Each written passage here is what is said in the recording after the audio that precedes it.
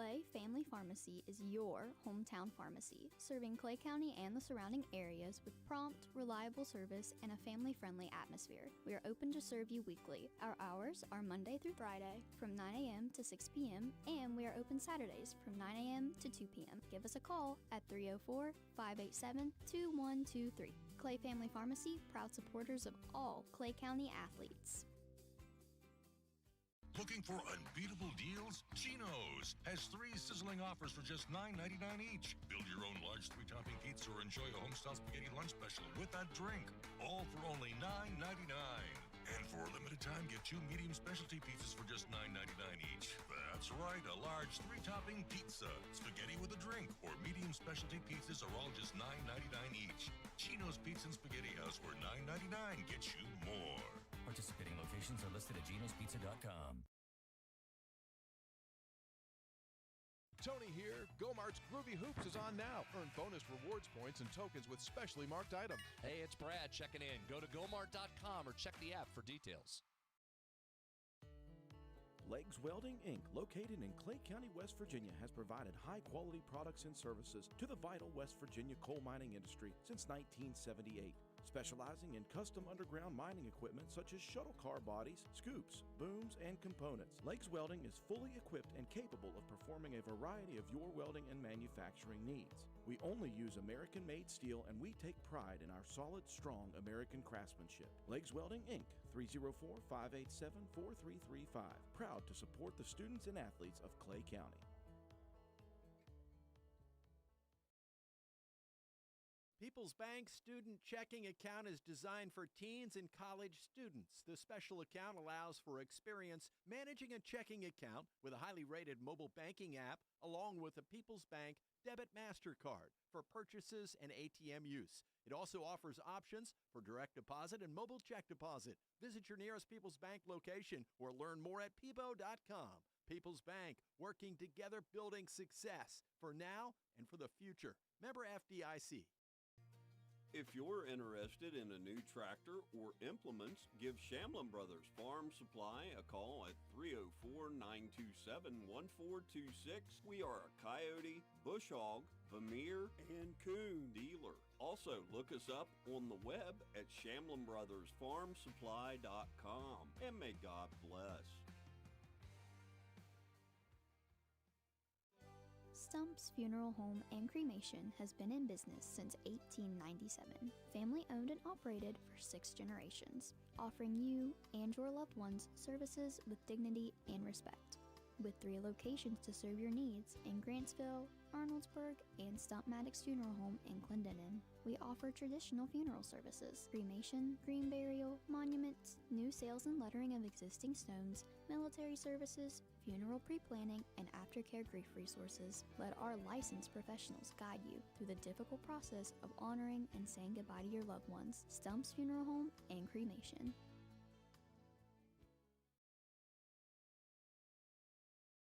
Welcome to Biscuit Country, where joy is measured one ladle at a time, where smiles come with a side of gravy, warming the soul. Start your morning at Tudor's Biscuit World with our super breakfast, or dig into the Big Tater, crispy potatoes topped with eggs and bacon, then crowned with savory gravy. And don't forget the classic, gravy over a biscuit.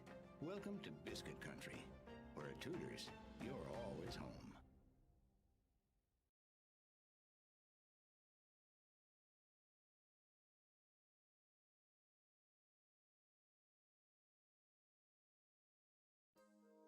In your time of need, call Wilson Smith Funeral Home, 154 Main Street in Clay, West Virginia, providing all your needs for pre-needs, burial, cremation, and memorials. We have 2 locations to better serve the public: Wilson Smith Funeral Home in Clay, West Virginia, and Pennington Smith Funeral Home located in Golly Bridge, West Virginia. We offer personalized services and a caring staff. We are with you every step of the way. You will have peace of mind knowing that we are taking care of your loved one. Call Wilson Smith Funeral Home, 154 Main Street in Clay, West Virginia at 304-587-4244, or Pennington Smith Funeral Home located at 331 Main Street, Golly Bridge, West Virginia at 304-632-2111. Basil W. Smith Jr., LIC owner. Tracy Osborne, Office Manager, Hunter Jones, Apprentice. Staff members Greg Fitzwater, Bobby Joe Harmon, and Candy Dorsey.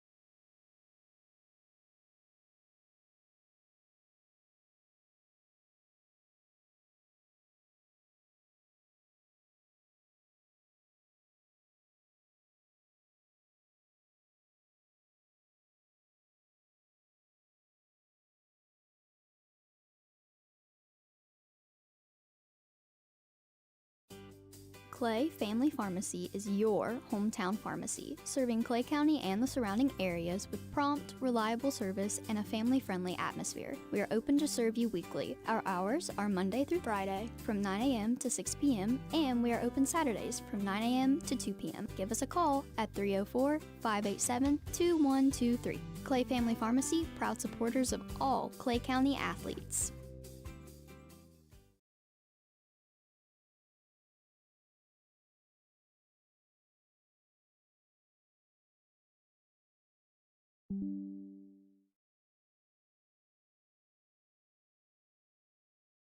Looking for unbeatable deals? Chino's has 3 sizzling offers for just $9.99 each. Build your own large 3-topping pizza or enjoy a homestyle spaghetti lunch special with that drink.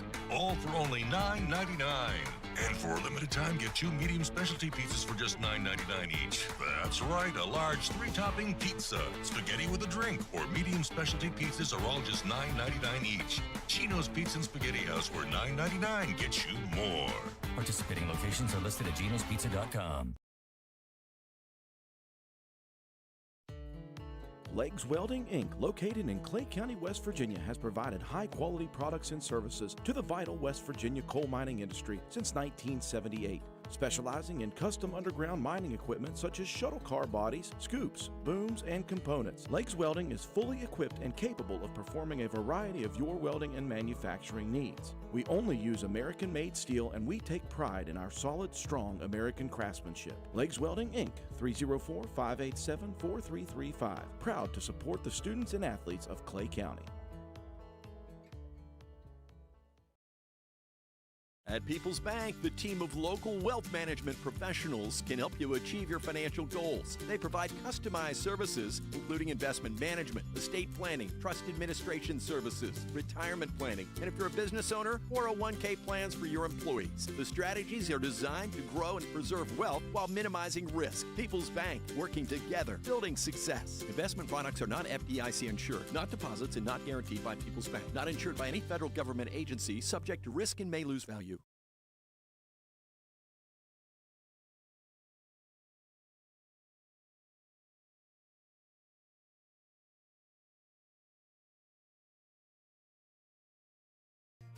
If you're interested in a new tractor or implements, give Shamlin Brothers Farm Supply a call at 304-927-1426. We are a coyote, bush hog, Vermeer, and coon dealer. Also, look us up on the web at ShamlinBrothersFarmSupply.com. And may God bless.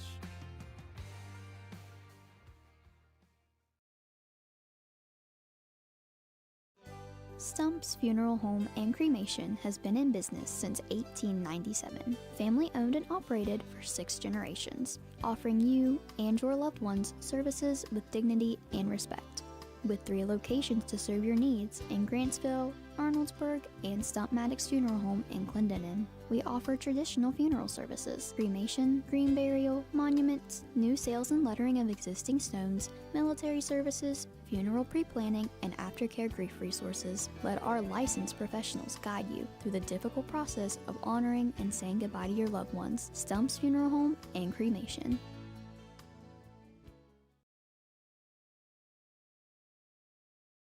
Welcome to Biscuit Country, where joy is measured one ladle at a time, where smiles come with a side of gravy, warming the soul.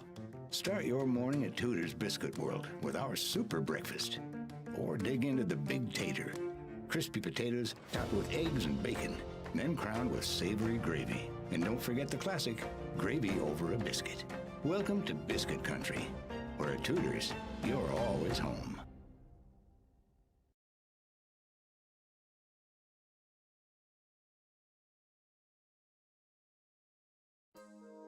In your time of need, call Wilson Smith Funeral Home, 154 Main Street in Clay, West Virginia, providing all your needs for pre-needs, burial, cremation, and memorials. We have 2 locations to better serve the public: Wilson Smith Funeral Home in Clay, West Virginia, and Pennington Smith Funeral Home located in Gully Bridge, West Virginia. We offer personalized services and a caring staff. We are with you every step of the way. You will have peace of mind knowing that we are taking care of your loved one.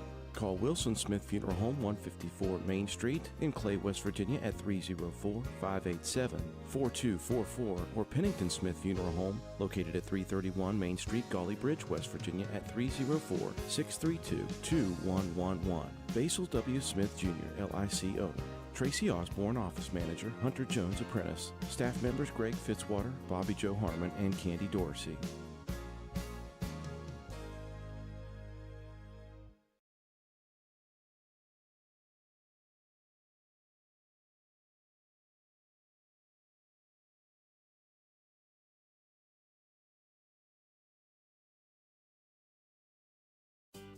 Clay Family Pharmacy is your hometown pharmacy, serving Clay County and the surrounding areas with prompt, reliable service and a family-friendly atmosphere. We are open to serve you weekly. Our hours are Monday through Friday from 9 a.m. to 6 p.m. and we are open Saturdays from 9 a.m. to 2 p.m. Give us a call at 304-587-2123. Clay Family Pharmacy, proud supporters of all Clay County athletes.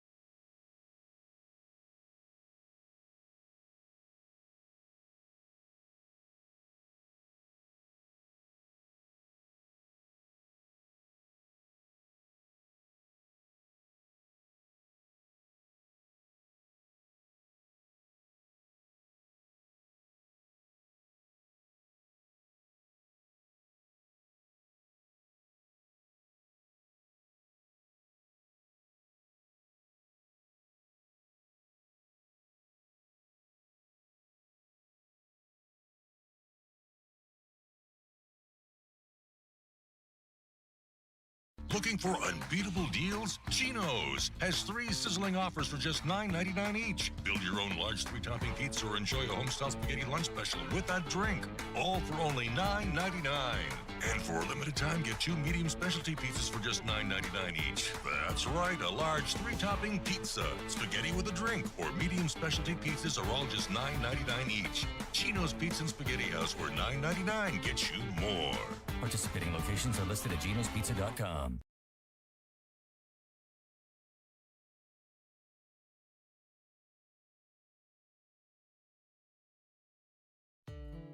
Legs Welding, Inc., located in Clay County, West Virginia, has provided high-quality products and services to the vital West Virginia coal mining industry since 1978. Specializing in custom underground mining equipment such as shuttle car bodies, scoops, booms, and components. Legs Welding is fully equipped and capable of performing a variety of your welding and manufacturing needs. We only use American-made steel, and we take pride in our solid, strong American craftsmanship. Legs Welding, Inc., 304-587-4335. Proud to support the students and athletes of Clay County. For more than 120 years, People's Bank has been dedicated to helping businesses thrive. The local business and commercial bankers take the time to understand your business, and that's where relationships start. From there, People's Bank offers a range of loans to best fit your needs, because there's no one-size-fits-all approach to financing. Operating loans, lines of credit, cash management, whether it's for day-to-day operations, expansion, or new equipment, People's Bank is committed to working together and building your success. People's Bank, member FDIC.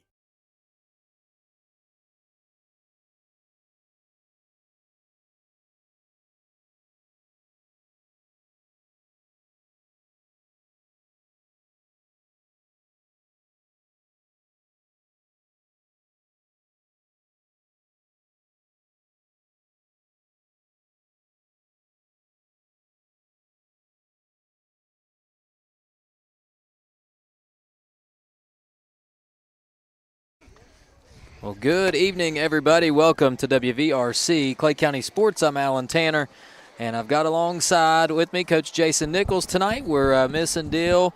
Dill's got some family issues going on, so we're praying for the best for him and a speedy recovery. But we're here tonight to bring you some Panther softball live right here from beautiful Bradley Field. It's the Panthers and the Lady Grizzlies of Nicholas County. It's a beautiful evening, and we are almost set to go. Coach, welcome in. Glad you're here with us, and I think we got a good one in store for you tonight. Yeah, we got Nicholas County coming up 19 and down 79 to take on our Panthers. Nicholas County coming in today at 1-5, but they've played a really tough schedule, and we are at 4-3 on the season. Yes, Panthers got above the 500 mark just the other evening, Friday evening it was. To kind of give you a rundown of our schedule, anyways, we split with Richwood to start the season in a doubleheader. Then we went to Ravenswood and got beat by a really good Ravenswood team. Came back home and lost to Elk Valley Christian, and we were setting at 1-3 at that point, but we reeled off 3 wins in a row, a doubleheader at Braxton County. We were able to get 2 wins, and then, of course, Friday night we beat Calhoun County, and that puts us at 4-3, a really good spot for this softball team, and looking to get another game above 500 on the season. Just to give you a little rundown of the lineup this evening, we have leading off and playing shortstop will be Emma Arnold, no change there. Batting second and playing center field is Brooklyn Morton. As usual, in the third spot will be first baseman Addison Taylor. Cleanup batter tonight is Riley Murphy, and she'll also play third base, but Riley will be a little bit limited. We understand she may be nursing a knee injury possibly. Something popped up there the last game, maybe on a slide, so saw her down there. She is dressed. She is going to play the field, and she's going to bat. She just can't pitch tonight, but she'll be ready to go. Hopefully, we'll have no ill effects from that. Batting fifth, as usual, is Hannah Gandy. She'll be catching as well. In the sixth spot is Layla Parker, and she will be your starting pitcher tonight for the Panthers. She's wearing number 14, a little different than what we're used to seeing, but Layla will be batting sixth. Batting seventh, as usual, Roxy Schoolcraft, the second baseman. Batting eighth is Lainey Sears. She'll also play left field as usual. And in the 9 hole will be Lily Nichols again, and she is, of course, playing right field. The reserves for the Panthers are Cameron Williams, Chloe Nine, and Kaylee Gill. What do you have for Nicholas County, Coach? Okay, for Nicholas County, they come, as I said earlier, they're coming in at 1-5. They do have a victory over a good Oak Hill team. They beat them 7-3. They lost to a tough Greenbrier West team. They lost to Herbert Hoover, who we know is a powerhouse in softball. They lost to Midland Trail, Buffalo, and Pikeview. But so, you know, they are 1-5, but their schedule is quite a gauntlet. They have leading off playing center field Briley Scott, hitting .412 on the season. They have number 7 playing shortstop, batting second, Jaden Johnson. Johnson is batting .389 with a triple and 3 stolen bases on the year. Batting third, number 9, playing first base, Alina Atkins, batting .294 on the season. Batting fourth, cleanup, Abby Hillary, who will also do the pitching, batting .438 on the season. And her pitching stats is she's pitched 23 2/3 innings and has 35 strikeouts, so she is a strikeout pitcher. Maddie Burns will be catching, batting fifth. She's a .294 hitter. Batting sixth, playing third base, Stella Bays, a .308 hitter. Batting seventh is a DP. We haven't had one of those, I don't believe, on the broadcast, but you want to look at a DP as like a DH if you were watching Major League Baseball, and that is Journey Meadows. Batting eighth is number 20, Cassie Harper, the right fielder, a .273 hitter. And the 9 hitter is number 1, Anna Tinnell. She's playing second base. She has no plate appearances on the season according to their stats. And the flex batter, or the flex player, she's being hit for by, who was the DP, Journey Meadows, is Kaylee Rapp. She'll be playing left field, but she will not be in the batting lineup to start the game. Yeah, interesting to see. I noticed that about Tinnell as well. no plate appearances. Now, maybe that could be that maybe the last game they haven't updated stats, or maybe she's coming off injury. Who knows? Yeah. So we'll see. But when I looked at this lineup, of course, Abby Hillary is who jumped out to me. She also has, I don't know, you may have mentioned it, an on-base percentage of 500, so she's getting on base half the time to go along with a 438 batting average. So pretty good stuff there. Now, she does have 15 walks on the year, so the Panthers hopefully can be a little bit patient at the plate. I felt like, and we talked about this, as the weather is warmed for the Lady Panthers, the hitting is starting to come around. You're starting to see girls put more contact on the ball. The ball's flying a little more, of course, probably a little bit due to the warmer weather, but also the girls are much more comfortable at the plate, and that has to help, don't you think? Yes, the last 3 or 4 games, the girls have just been pounding the ball, and as you mentioned, with warmer weather, that comes as the season comes, and I've said this 100 times, the second time through the order is when you really should see an improvement on the hitting as far as getting on base. Now, tonight is... even though it's not, nice and warm, there's a lot of wind out, so we don't know how much that will affect the game this evening. Now, one other thing, and I think we're getting pretty close to getting started here. Not quite ready yet. Nicholas County still taking some fielding practice here. We do have some stats for our Lady Panthers.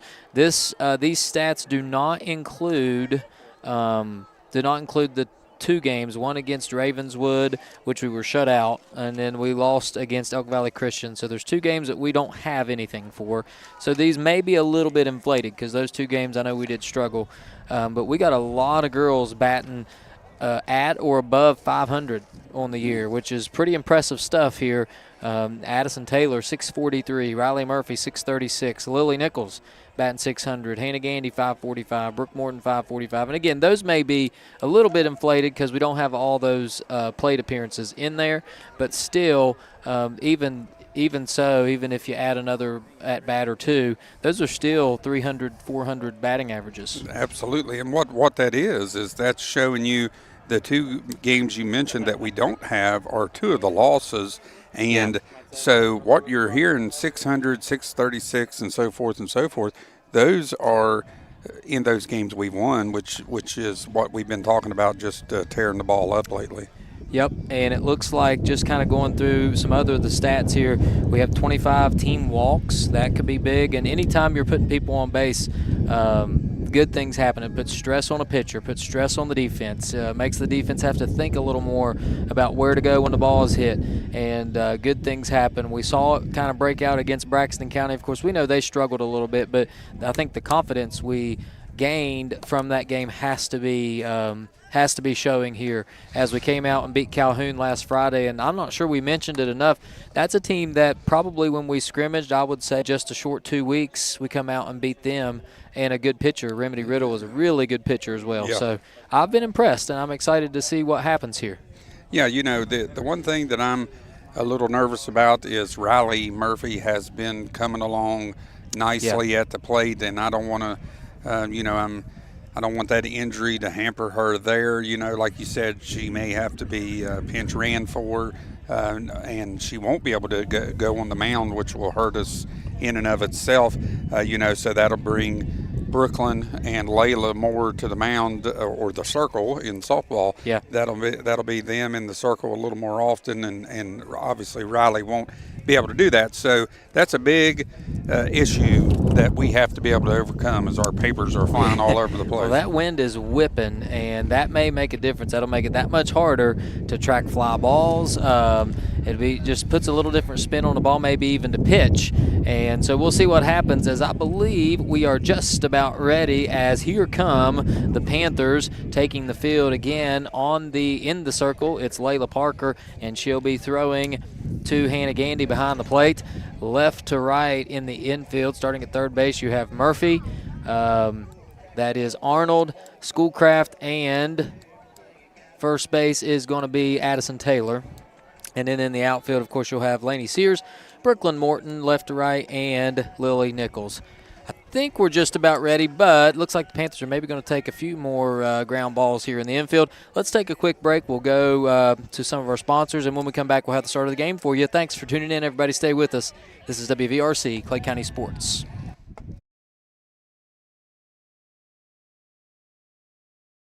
A well-run retirement plan can attract and retain valuable employees, whether your organization has 2 or 2,000. People's Bank offers solutions to determine the best benefits approach that meets your business goals. People's Bank 401k solution offers fully bundled and in-house solutions that eliminate the need for multiple providers, saving you money. People's Bank, working together, building success. Investment products are not FDIC insured, not deposits, and not guaranteed by People's Bank. Not insured by any federal government agency, subject to risk and may lose value.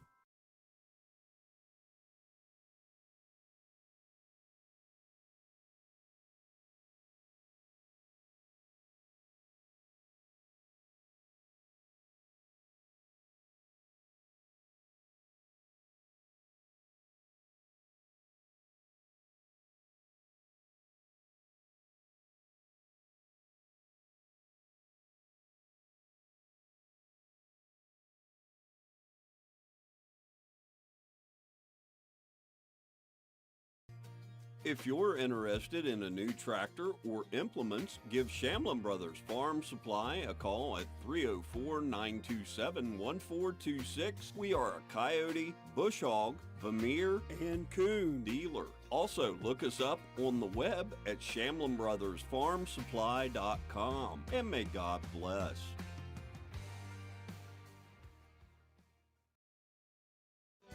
Stump's Funeral Home and Cremation has been in business since 1897. Family owned and operated for 6 generations, offering you and your loved ones services with dignity and respect.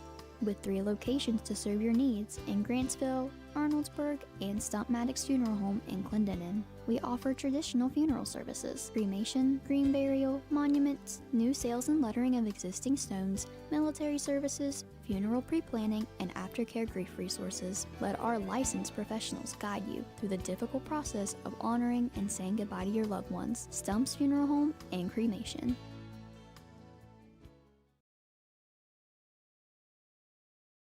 Welcome to Biscuit Country, where joy is measured one ladle at a time, where smiles come with a side of gravy, warming the soul.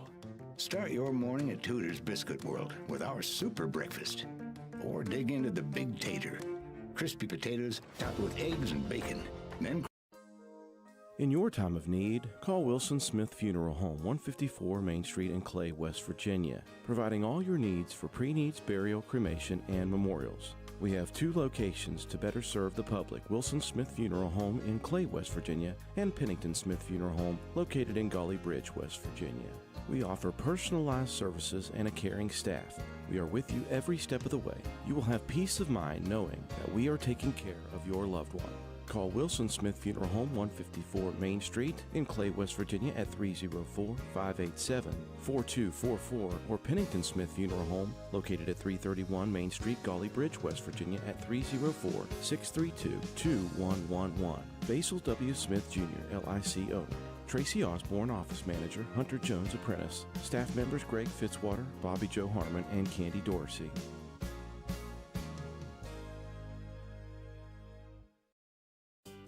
Clay Family Pharmacy is your hometown pharmacy, serving Clay County and the surrounding areas with prompt, reliable service and a family-friendly atmosphere. We are open to serve you weekly. Our hours are Monday through Friday from 9 a.m. to 6 p.m. and we are open Saturdays from 9 a.m. to 2 p.m. Give us a call at 304-587-2123. Clay Family Pharmacy, proud supporters of all Clay County athletes.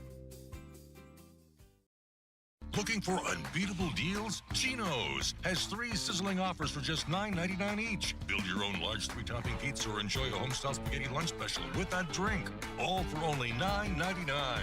And for a limited time, get 2 medium specialty pizzas for just $9.99 each. That's right, a large 3-topping pizza, spaghetti with a drink, or medium specialty pizzas are all just $9.99 each. Chino's Pizza and Spaghetti House, where $9.99 gets you more.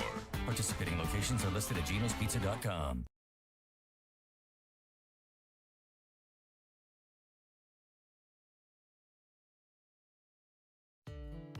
Legs Welding, Inc., located in Clay County, West Virginia, has provided high-quality products and services to the vital West Virginia coal mining industry since 1978. Specializing in custom underground mining equipment such as shuttle car bodies, scoops, booms, and components. Legs Welding is fully equipped and capable of performing a variety of your welding and manufacturing needs. We only use American-made steel, and we take pride in our solid, strong American craftsmanship. Legs Welding, Inc., 304-587-4335. Proud to support the students and athletes of Clay County.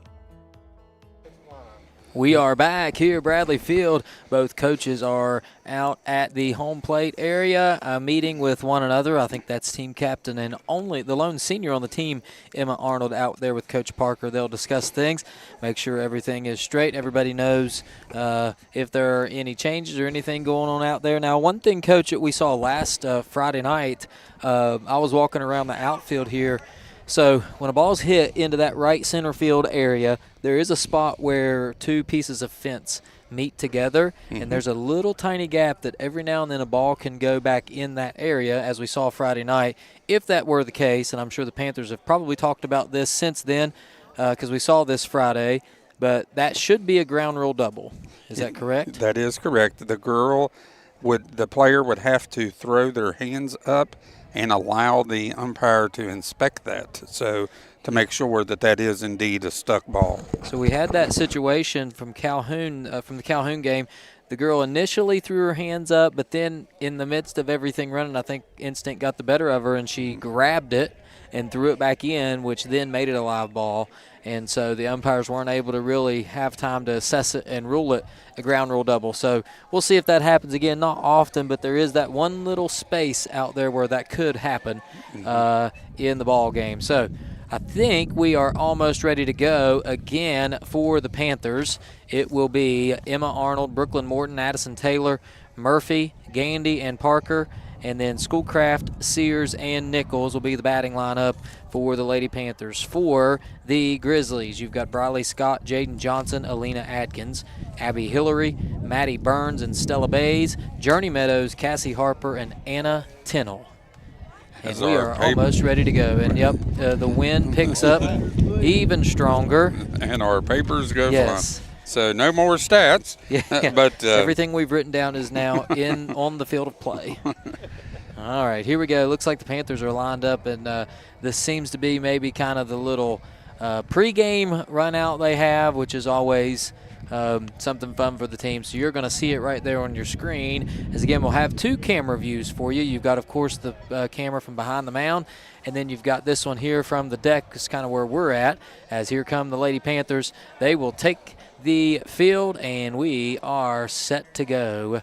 It is Layla Parker on the mound. Parker, one of the part of that three-headed monster, we'll call it, for the Panthers. They have three very capable pitchers. Of course, we're down Riley this evening. She will not be pitching, and hopefully that's not a lingering issue. I'm kind of watching her out there at third base, as you can see her on your screen. Looks like it's coming out of her hand well over there. She's throwing across the diamond, and so she is wearing a brace on it, but I don't know, it doesn't seem to bother her too bad, at least from our perspective. Now, of course, she is a very tough individual, and she's not going to show it even if it did hurt, but hopefully she is ready to go. And I'm noticing the catcher's gear. It looks like brand new catcher gear. Yeah, it's all white. We got a couple of differences today. Addison, who normally wears number 3, the first baseman, Addison Taylor, she'll be wearing number 16. And Layla, normally, who wears 18, isn't it? 18 or 26. 18 or 26. I saw her wear both. Yeah, she's wearing number 14. Maybe it's just something about the jerseys. I'm not 100% sure what's going on there, but Layla will be wearing number 14 and Addison number 16. All right, and I think we are set to go as the home plate umpire dusts the last few pellets off of that home plate. And we got our stat sheet back. All right, nice. And Briley Scott will lead things off for the Grizzlies, and you said, I believe, she batted .412. .412 on the season, a .444 on-base percentage, 2 doubles, scored 3 runs. Briley Scott, number 22, the center fielder, should be coming up first. All right, we are set to go as I see her over there in that on-deck circle area, and she'll step up to the plate. And we are ready to go. Here we go. A beautiful evening. That sun just above the mountaintops here at Bradley Field. It is first pitch at 5:31, and here we go. Here's the first pitch. That's down low for ball number 1, as I am in charge of keeping that today, so I got to make sure I'm on top of things. And Dylan is normally a wizard. Yes, and Dill, if you're watching at home, you'll just have to forgive me. Oh. And that one hit her. Man, that looked like it hurt. So, second pitch of the game for Parker is a hit batsman, and that will put Scott on base. She does have 2 stolen bases on the year, so she is a threat to run a little bit, but she may want to take a few pitches off after that one. This will bring up the shortstop, number 7, Jaden Johnson. Johnson is a freshman. She's batting .389 on the year, 3 stolen bases, 6 runs, and listen to this, 4 triples.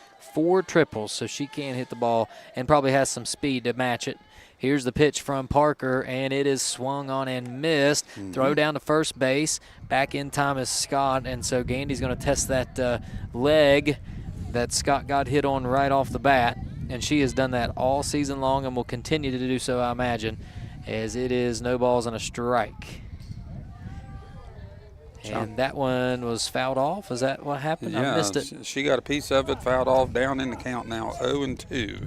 No balls, 2 strikes. Runner again is Scott at first base, and she is ready to go as Parker will step back into the circle here and get set. Here's the pitch. Oh. And that one hit her right square in the back. Wow. So some control issues early on for Layla. That's not the start she was looking for.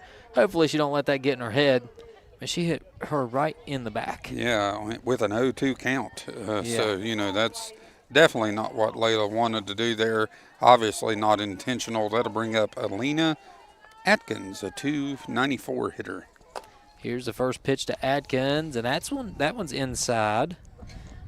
Taken for a ball. Atkins able to get out of the way of it there, but it's 1-0, and maybe some adjustment for Parker here as she gets in her head a little bit. As that pitch inside. Here's the next one. That one hit foul over off the left side for strike number 1. That has to feel good. Get that strike and back into the rhythm here as there's again 2 runners on. Scott and Johnson both reach on hit by pitches. Yeah, not the start we wanted. She obviously just 2 of them got away from her. Here's the next one.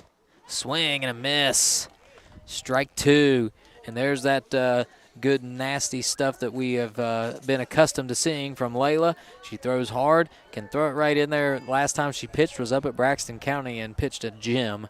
Let's see if she can repeat it. Here's the next one. 0-2 count. 1-2 count, rather. Stays outside. It'll be back to even 2-2. Runners again on first and second base here. Nobody out. We're in the top of the first inning as Parker will step back up into the circle. Here's the 2-2 pitch. That one's hit, and it is going to be a base hit into the left. 1 run will score. Runners advance to second and third on the throw, and it's 1-0 Nicholas County. Yeah, those hit batsmen come back to bite us. I didn't see exactly the play over at third. The screen is a little still too dark for us to see here to see if that was an error or not, but we'll count that as a hit. Atkins down the line, and the thing I didn't like was we took the ball home instead of going to third, and the runner advanced. Yep, both runners advanced as this one's hit out into left field. A deep shot all the way to the fence, and here comes another run to score, and that's going to be a double for Abby Hillary, and it is 2-0 Nicholas County already. I believe it's 3, Al. I believe both runners scored. You are correct. Both runners scored. Yeah. So a bases clearing double for Abby Hillary, and that is already 2 hits for Nicholas County. Boy, what a tough start for the Panthers. Hillary, the pitcher, helped her own calls there with a deep shot to left field over Laney Sears' head.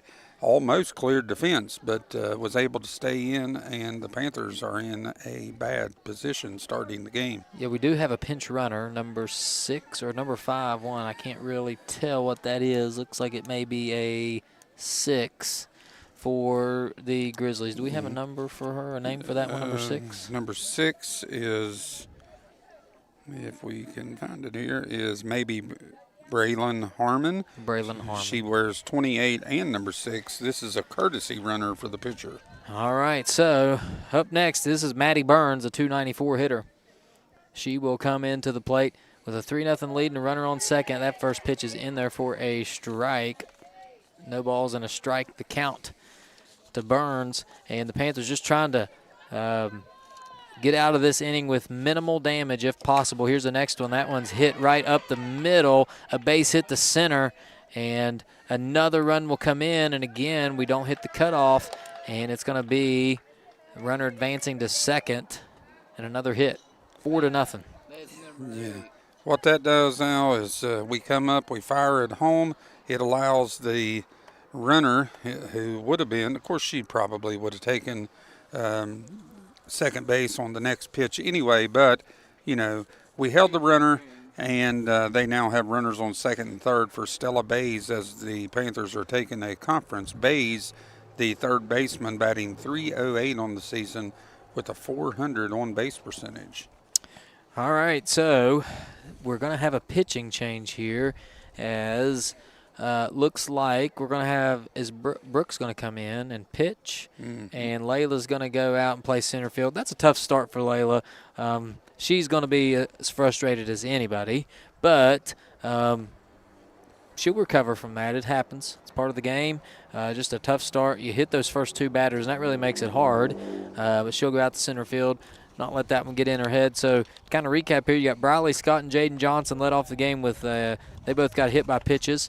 Then you had Alina Adkins, Abby Hillary, and Maddie Burns. The next three all hit the ball hard with hits, and it is 4-0 with nobody out here as Brooklyn Morton takes a few warm-up pitches. Let's take a very quick break, and when we come back, we'll have Stella Bays coming to the plate, the third baseman, right here on WVRC, Clay County Sports. People's Bank Student Checking Account is designed for teens and college students. The special account allows for experience managing a checking account with a highly rated mobile banking app, along with a People's Bank Debit MasterCard for purchases and ATM use. It also offers options for direct deposit and mobile check deposit. Visit your nearest People's Bank location or learn more at peebo.com. People's Bank, working together, building success for now and for the future. Member FDIC.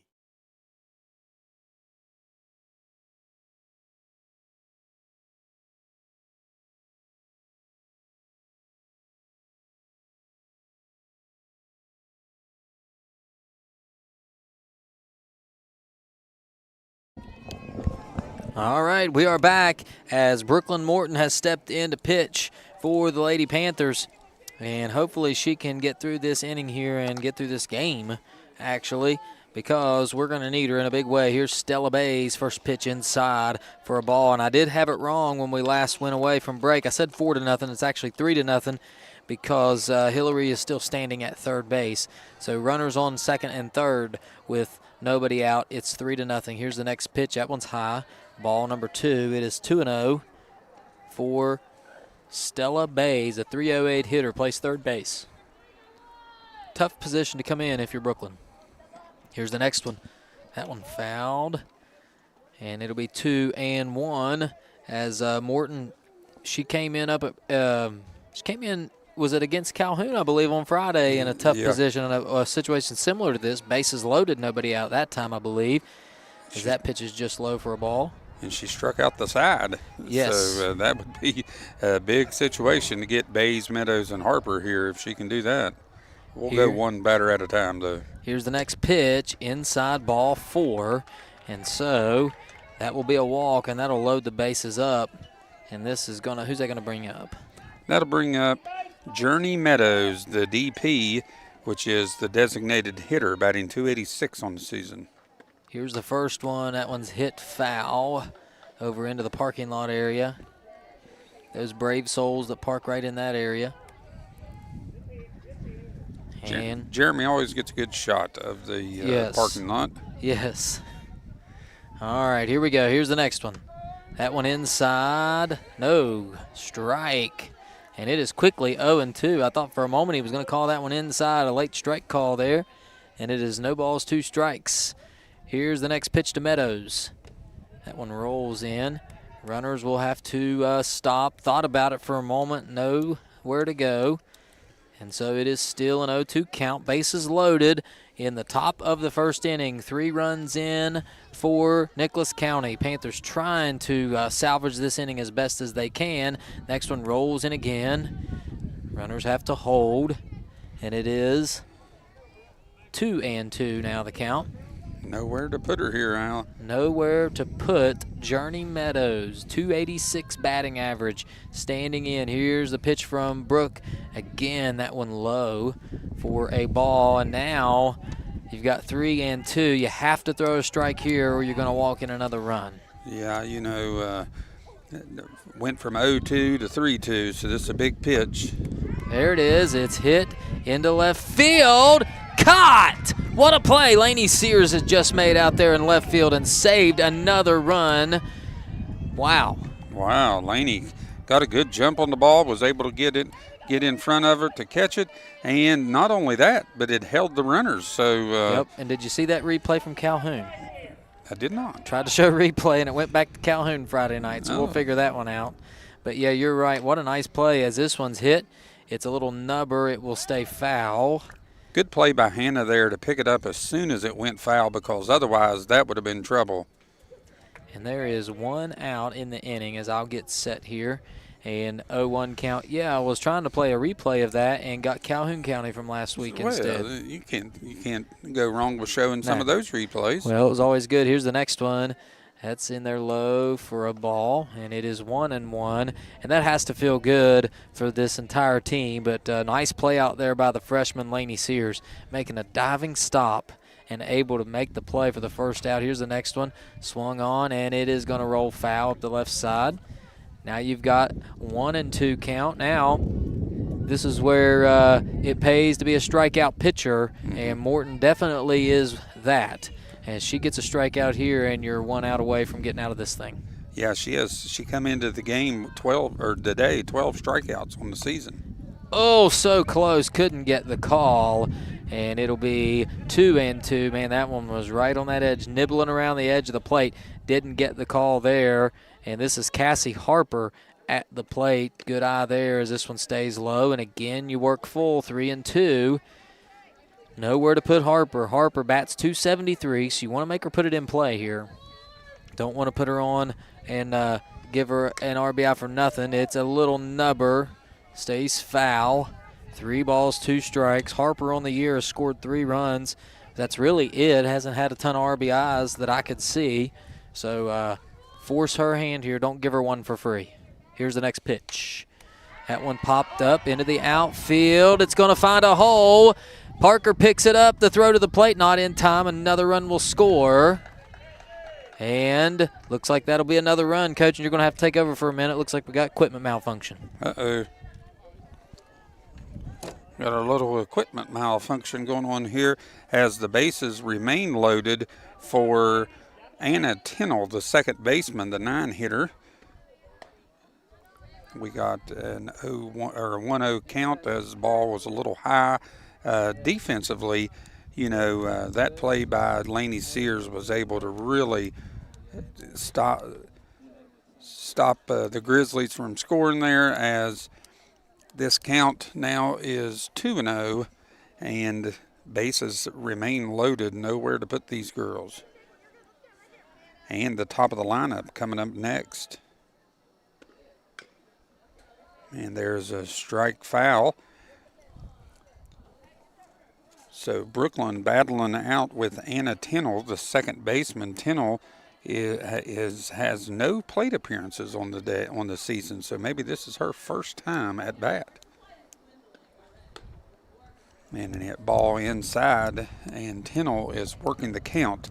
That's one thing that you want to be able to do, is work the count and make these pitchers throw strikes, and that one was right down the middle. Brooklyn battling back as your screen remains 3-2 count.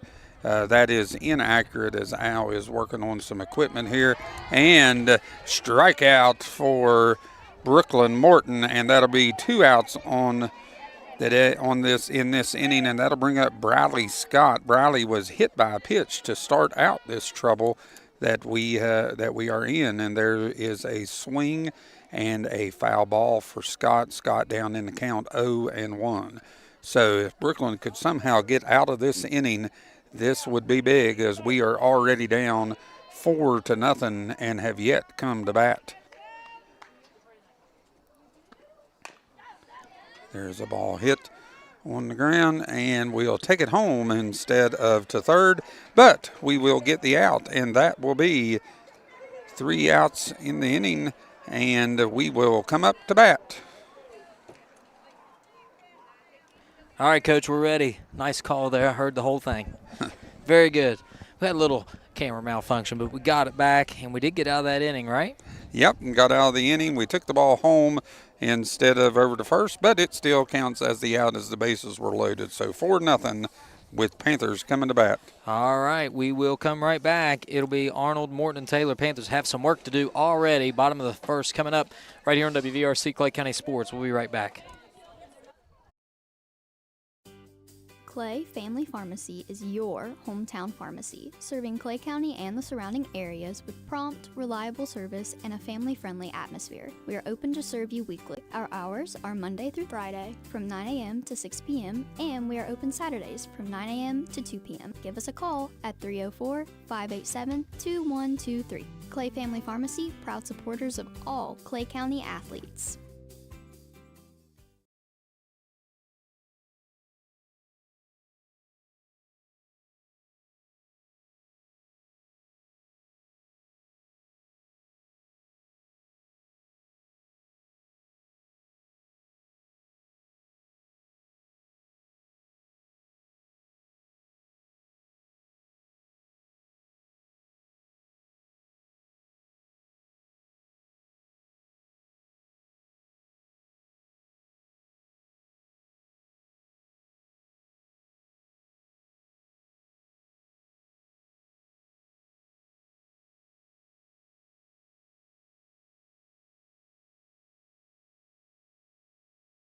Tony here. Go-Mart's Groovy Hoops is on now. Earn bonus rewards points and tokens with specially marked items. Hey, it's Brad checking in. Go to gomart.com or check the app for details.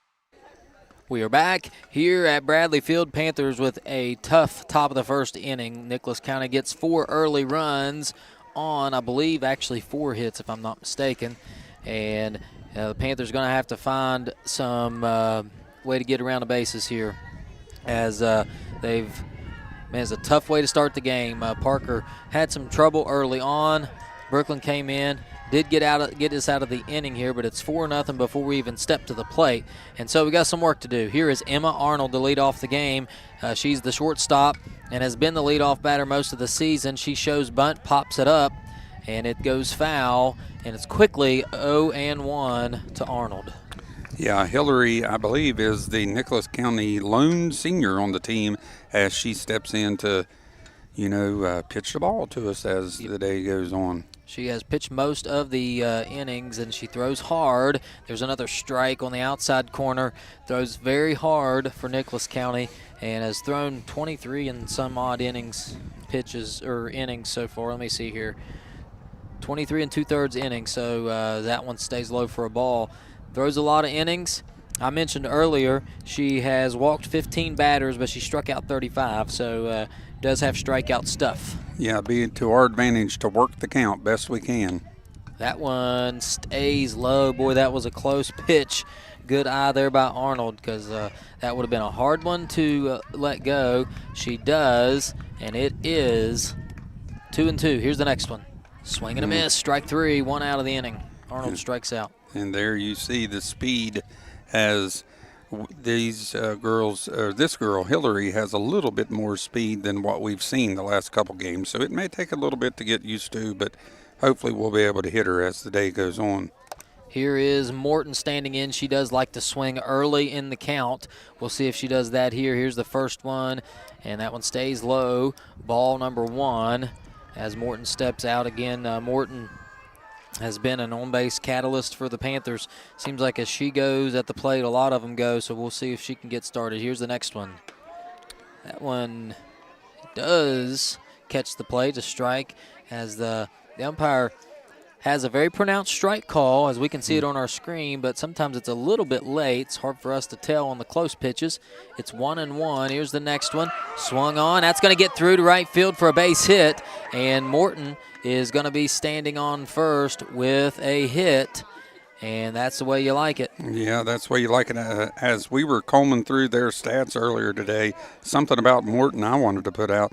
She has not struck out on the season, minus maybe one of those 2 games that we don't have stats for. This will bring up Addison Taylor. Here is Addison, the first baseman. Addison can put the ball in play. First pitch low for a ball. Morton not going anywhere. I wondered if they would send her, but again, with the speed of the pitch coming from the hand of Hillary, makes it a little tougher as it gets to that catcher a little more quicker. It's a 1-0 count. Here's the next one. That one hit. Ground ball right to the first baseman. Morton will advance to second as the out is made at first base. 2 quick outs, Al. Unassisted. 3 ground ball to the first baseman there, who was at Atkins playing first base. Came up, fielded it, was able to beat Addison to the bag.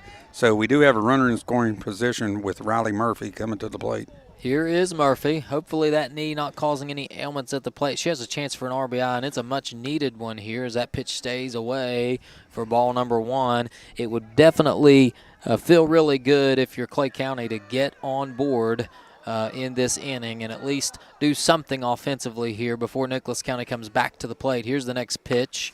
That one hit foul off the cage, and it will be 1 ball, 1 strike. 1 ball, 1 strike to Riley Murphy. Murphy, as the stats we have, she is hitting .636 on the season with 2 doubles and a triple. Riley with definite home run power. We haven't seen one yet from her, but she can hit it hard. Here's the next one. Hit right back up the middle. That's a base hit. Morton around third. They're going to send her the play at the plate. No, Morton turns around and goes back to third. When I glanced over there, she was halfway home. She stopped and came back. Boy, that one may hurt because it was going to take a perfect throw to get her. They hold her up there. Now it's second and third. 2 outs in the inning, and this is going to be Hannah Gandy coming to the plate. Man, you had a chance to score there, but maybe from our view, we couldn't quite tell. Maybe that throw looked like it was on line. We'll see if Hannah can come up with a big hit. Here's the first pitch. And this would be a big hit as we do have 2 runners in scoring position. So if we can get something down the line or something in a gap somewhere, probably have a good chance to score 2 and put us right back in the game. Yep. Gandy, 1-0 count. Here's the next one. Is going to stay low. The throw down to third. Not in time. I think he called that a strike. Did he call that a strike? Oh, man. Okay. Yeah. Again, that late call, by the time he called it, the throw had already headed down to third. 1-1 the count. I am confirming with the scoreboard here in the outfield. 1-1. We're in the bottom of the first. Big at bat for Gandy. Here's the next one. She hits this one. It's a little nubber to first. It's bobbled for a moment, and Gandy's going to be safe, and a run will score. How about that? Yeah, that Panthers was big. catch a break. That was big as the first baseman there, Atkins, came up. It was going to be tight because it was in the hole there between first and second. I believe you almost have to score that a hit, Al. Well, I counted an error, but I think we ought to score it a hit. Well, the only thing I say about that is the ball was in there, and I don't know, maybe an error. We'll count it for a hit. Why not? Gandy, we'll take a hit on that one, and it's Layla Parker as Gandy is going to advance to second. They didn't even try to get her out that time. So, again, you've got another situation here where second and third, and I would love to see Layla come up with a hit here. She struggled in the circle, start this inning, and, boy, it'd feel good for her to get a hit. Yeah, Layla struggled at the plate starting out the season, but she's really come on lately as she's brought her batting average all the way up to .455 on the season. Yeah, a really good batting average. Parker stands in. It's 1-1 the count. Here's the next one. That one hit hard. Oh, just foul as we got a good shot of that one. Man, good camera work, Jeremy. Yes, and that one was just foul. And you're going to see it, man, right there it was. Yeah, it's maybe been a little wind picking up as it came gusting towards us. Yes. All right, it's 1 ball and 2 strikes now. Here's the next one. That's going to stay low for a ball, 2-2. Count back to even. And Abby Hillary laboring just a little bit here early on in this ball game as the Panthers are trying to claw their way back in it early and make this a ball game. It is Abby Hillary on the mound pitching to Layla Parker. 2-2 count, 2 outs, runners at second and third. Here's the next pitch. Swung on and missed, strike 3. And that's how the inning will end. But the Panthers do get one of those 4 back. We'll head to the top of the second. It's going to be Johnson, Adkins, and Hillary coming to the plate for the Lady Grizzlies. We'll be right back right after this on WVRC Clay County Sports. Legs Welding, Inc., located in Clay County, West Virginia, has provided high-quality products and services to the vital West Virginia coal mining industry since 1978. Specializing in custom underground mining equipment such as shuttle car bodies, scoops, booms, and components. Legs Welding is fully equipped and capable of performing a variety of your welding and manufacturing needs. We only use American-made steel, and we take pride in our solid, strong American craftsmanship. Legs Welding, Inc., 304-587-4335. Proud to support the students and athletes of Clay County.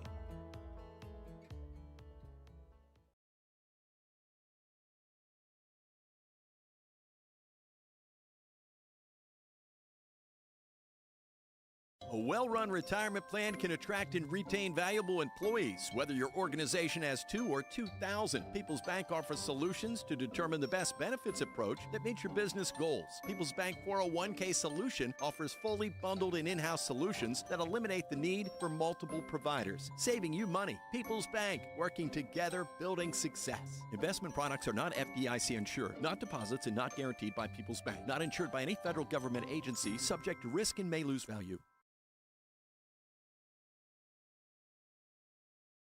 Looking for a Tony here. Go-Mart's Groovy Hoops is on now. Earn bonus rewards points and tokens with specially marked items. Hey, it's Brad checking in. Go to gomart.com or check the app for details. We are back as Jaden Johnson steps in for the Grizzlies. Johnson was hit by a pitch early on. She's swinging. First pitch picked up by Schoolcraft. The toss over to first, and the easy out made. It is 4-3 for out number 1, and that's how you wanted to get this inning started. Yeah, 1 pitch, 1 out. In softball, back when I used to coach this, I used to harp, work the count, work the count, work the count. So to get an out on 1 pitch is a big deal for Brooklyn as we go through the rest of this inning. And this is Adkins, who almost gets hit herself. Panthers working the inside part of the plate. I don't know if that's intentional or just something that maybe both these girls have just kind of let the pitches go towards the right as that one stays way outside for ball 2, 2-0. 1 out in the inning. This is, who is Adkins, right? Alina Adkins. She had an RBI single her first plate appearance. Yeah, Adkins, a .294 batter, but raising that just a little bit in this game already. Here's the next pitch, stays low for a ball, 3-0. And it's been a struggle for the Panthers. Now, we are on spring break. I don't know about Nicholas County, but it is a little different sometimes when you're not at school. And as this one is hit out into the outfield, it's going to drop for a hit, and then it gets by the center fielder. Around second is Adkins. She'll head to third. The throw comes in. It's going to be a close play over there, but she's safe. And just a tough start for the Panthers as Adkins is going to advance to third on the error. Yeah, we have a single and a 2-base error to put Adkins over at third base with 1 out. So here we are again back in trouble, bringing up Hillary, who had a 2 RBI double in the first plate appearance. Yeah, she hit the ball very hard. We'll see what she does the second time around. Here's the first pitch. It's in the dirt, and the runner not going anywhere. She hit it over Laney Sears' head, and Laney is extremely deep now. She's not going to hit it over her head this plate appearance. She is playing way out there. That pitch low in the turf for ball number 2, 2-0. You do have a base open if you get behind here. Don't throw her anything right down the middle and soft because she'll make you pay. As Morton works from behind 2-0, she pops this one up over into foul territory. Arnold gave it a chase for a moment, couldn't get there. Of course, Laney playing deep out there in left, never had a chance at it. If they hit it over Laney's head, it's a 3-run shot, or a 2-run shot. It is now 2-1 the count. on Hillary. Here's the next pitch from Morton. That one hit foul over into the parking lot area. Yeah, Jeremy again with some good camera work. Good camera work. I'll tell you, WVRC viewers are lucky to have this guy. Yes, as it's now 2-2. You got a chance here if you're Morton. Maybe pull the string on her here a little bit. She hits this one foul off the left side. We've saw that change up from Morton before, or whatever off-speed pitch she calls it. Maybe she tries it one more time here to get Hillary out in front and swinging, which would be a big second out for sure in this inning. Here we go. Like to see something low and inside. Here's the pitch. There it is. It's hit, and it's caught by Schoolcraft as she caught that one. I was going to try to get a replay on it here, and I don't think I got it. I tell you, Roxy plays a very good second base for this Panther team. She's a young freshman for us. She's going to be around for 3 more years after this one. Yes, and for some reason we have the word instant replay stuck at the top of the screen. I'll figure out what's going on there as this first pitch is in there for a ball as it is 1-0. Instant replay. I'm not really sure why that's there, but we'll turn it off. How about that? That works better, doesn't it? Yeah. Here's the next one. It's going to stay high for ball 2, 2-0 the count. I tell you, this umpire seems to like the ball lower. You know, that ball looked like a strike to me from up at my distance, but, you know, that's the reason he's behind the plate. It's a ground ball. It's going to get through, and a run will score. Across the plate will be Adkins, and it's 5-1. Rack up another hit for the Grizzlies. That's 5 on the evening. And a runner at first base. Panthers give back that run they gained in that last half inning. Yeah, that error came back to haunt us as the runner there, Atkins, hit one in front of the center fielder, and it got by her, and she was able to score on that hit. This one fouled off to the right side for an 0-1 count. This is Stella Bays. Stella was able to draw a walk in her first plate appearance as that was the first batter Brooklyn faced. So now you're working back around for the second time. We'll see if that makes any difference in who gets the advantage as she hits this one high in the air but foul. That one maybe went over the riverbank. Yeah, that one's floating down the river. Yeah. We'll not see that one again. Oh, the joys of playing softball along the river, huh? Absolutely. No balls, 2 strikes, the count. As Bay stands in, here is the next one. Stays low, runner heading to second, and the ball hit her. The ball hit her. Fortunately for us, it didn't go anywhere. Yeah, hit her, and we were able to keep her there. She was going to beat that out anyway, the stolen base. So Stella Bays, big opportunity to get an out here. If we would get an out here, Al, that would go down as an unearned run, the most recent one that scored. All right, here is Bays, down 1 and 2 in the count. 2 outs in the inning. Here's the pitch. Look at there. Pulled the string on her, got her. And that is out number 3. Panthers will come back to the dugout, look to get right back into it here. Coming up for the Panthers, it will be Schoolcraft, Sears, and Lily Nichols. We'll see if we can't get some runs back right here on WVRC Clay County Sports. We'll be right back. Legs Welding, Inc., located in Clay County, West Virginia, has provided high-quality products and services to the vital West Virginia coal mining industry since 1978. Specializing in custom underground mining equipment such as shuttle car bodies, scoops, booms, and components. Legs Welding is fully equipped and capable of performing a variety of your welding and manufacturing needs. We only use American-made steel, and we take pride in our solid, strong American craftsmanship. Legs Welding, Inc., 304-587-4335. Proud to support the students and athletes of Clay County. People's Bank Student Checking Account is designed for teens and college students. The special account allows for experience managing a checking account with a highly rated mobile banking app, along with a People's Bank Debit MasterCard for purchases and ATM use. It also offers options for direct deposit and mobile check deposit. Visit your nearest People's Bank location or learn more at peebo.com. People's Bank, working together, building success for now and for the future. Member FDIC. We are back here at Bradley Field. Panthers coming up to bat, looking for some magic at the plate. It is 5-1. They find themselves down early as they gave up 4 to start this ball game and then gave up 1 more again in the top of the second. This is Roxy Schoolcraft, the second baseman, standing in at the plate, ready to go. Let's see if she can't get it started off right. Here's the first pitch.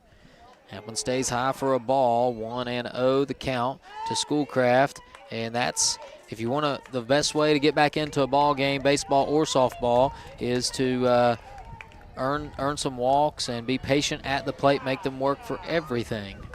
Yeah, you know, Roxy, she's quickly up 0-2. Work the count here. See, get Hillary going. You know, even if nothing else, we tire her out a little bit.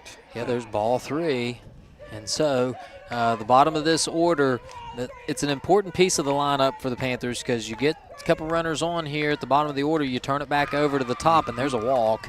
And so, walk. Yeah, Schoolcraft will head down to first, and you got the leadoff runner on base. Now you maybe get around to the back to the top of this order with some runners in scoring position, and you may find yourself right in it. We mentioned that foul ball from Parker. We're 2 inches away from it being a 4-3 game as we headed to the top of the second. We'll see if we can't convert this time. And we got Laney Sears, who has definite power. We saw Laney hit a home run up at Braxton County as she swings and misses immediately. She has a big looping swing. When she hits it, it goes a long ways. Yes, it does. But she had 2 doubles and a homer up there the other day, and she had a double the other night against Calhoun. So definite power. Here's the next one. Swings and misses on that one, and it's quickly 0-2. You can see it looks like from where she's at right now, she's unable to cover that outer edge of the plate, and that's where Hillary is going. We'll see if she doesn't adjust here. Here's the next pitch, 0-2. Took one close. Oh, man, that was a ball. I thought that was strike 3. We'll take it. Well, that's what I'm saying. This umpire seems to like the ball a little lower in the strike zone, and that one I thought caught the top of it. So that one doesn't matter if it caught it or not because she swung right through it for strike 3, and Laney will go back to the dugout for out number 1, and here comes Lily Nichols, the 9 batter. Lily, on the season, they have her as a 600 hitter with 1 double, 2 RBIs, and 8 stolen bases. So a pretty good start as she swings right through this one, and it's 0-1. Panthers seem to be struggling with the speed on the pitches for Abby Hillary, and that's something that we've seen from time to time. We've struggled from time to time with pitchers who throw harder, and we'll see what happens here if we can adjust. That one stays high for a ball, and Schoolcraft not going anywhere down there. 1-1. Again, you want to be patient, work the count here. Of course, you don't want to strike out looking, but wait till you get one in the zone that you're sure of before you swing. Here's the next one. Swung on and missed, strike 2. And now you're down 1-2 in the count. Big pitch here. Lily Nichols stands in, the right fielder. You on deck, you've got Emma Arnold, the leadoff batter, right back at it. Here's the next one. Strike 3 swinging. So after a 4-pitch walk, back-to-back strikeouts for Abby Hillary. And now you're at the top of the order, Emma Arnold, but with you've made her a 2-out batter. Yeah, you know, we had done some damage the first time through the orders. We had 3 hits and a walk, but only 1 run to show for it. You've mentioned the second time through is when we maybe really start to see a difference here. Let's see if that plays out this way this time as we start that second time through here in the bottom of the second. Emma stands in. Here's the first pitch. Stays outside for a ball. And now they are going to throw down, and it gets by, but the second baseman there to back it up. 1-0 the count. Schoolcraft kind of was just standing just a little bit off the bag, and the catcher didn't like it, decided to throw down there and almost cost herself an error.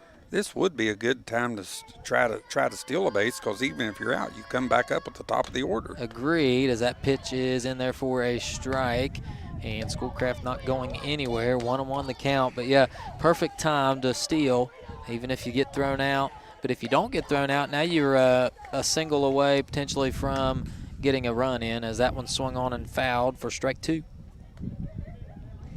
I don't know how much, do they ever do any kind of hit and run in softball? Yeah, absolutely. You do that. You do some hit and run action, but we haven't been running here. We haven't tried to run yet this game, so I don't think this is the situation for that.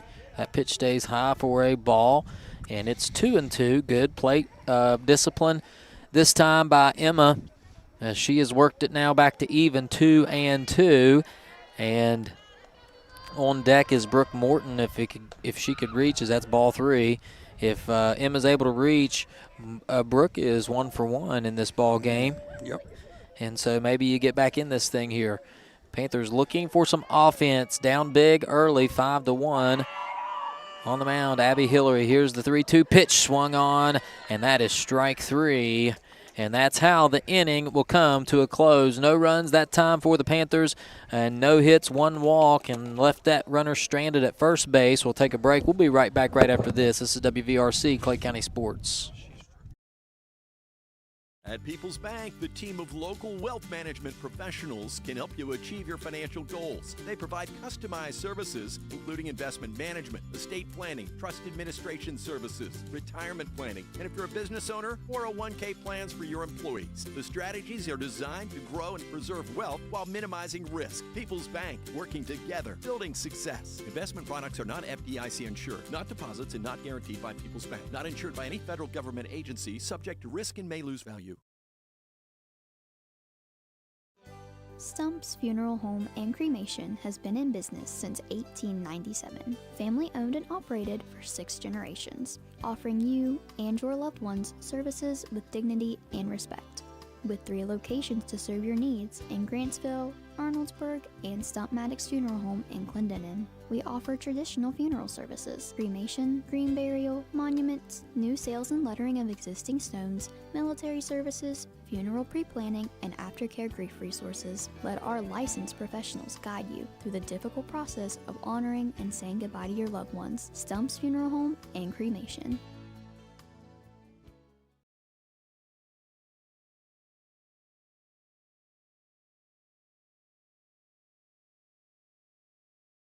We are back here at Bradley Field. It is 5-1. Nicholas County maintains a lead as Brooklyn Morton steps back out onto the mound, or on the circle, I should say, in the circle for the Panthers. Here's the first pitch to lead off the inning. It is fouled back, and this would be Journey Meadows standing in, a .286 batter for this Nicholas County team, looking to get the top of the third, started off in the right direction. Here is Morton now. Panthers looking for the first clean inning of this ball game. That one fouled back, and a good start here. It is no balls and 2 strikes the count to Meadows. Morton working in her 3rd inning of action. She did not start the game, but did come in relief very quickly in this ball game. Standing in, worked out of a jam as that one maybe kind of slipped out of her hand. Not the pitch she was looking for, and it's 1 ball, 2 strikes, but it would feel really good, wouldn't it, Coach, to get a nice clean inning here? Absolutely. We need it. Just if nothing else for the psyche. Here's the next one, and that one's hit foul again, and it is 1-2. It remains here in this ball game. Meadows is the one that hit a ball that Laney Sears was able to come in diving and made a catch earlier. Yeah, that is true. She did hit one to left field very hard. Here's the next one. That one stays high for ball 2. 2-2 the count now. Top of the 3rd inning. Journey Meadows stands in. Morton back into the circle. Andy has the call. Here is the next pitch. She stands back up on the rubber. Again, another foul ball. Meadows doing a really good job of staying alive and battling.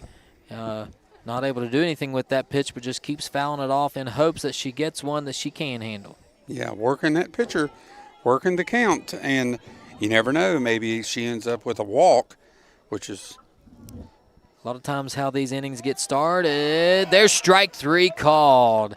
A little bit late of a call, but she gets it nonetheless, and that's what Brooklyn can do for you, as she can strike hitters out looking, and that just keeps the stress off the defense. And now we have Cassie Harper coming up. That is Brooklyn's 3rd strikeout of the day. Nice job, and there's quickly strike number 1 in this at bat. This is Harper, 273 batter. We talked about the bottom of the lineup here. You want to make outs and don't put these runners on, as there's another swing and a miss, strike 2. Don't put these runners on at the bottom of the order for the top of the lineup to come around with chances for RBIs. Yeah, and Harper, she did have an RBI single earlier.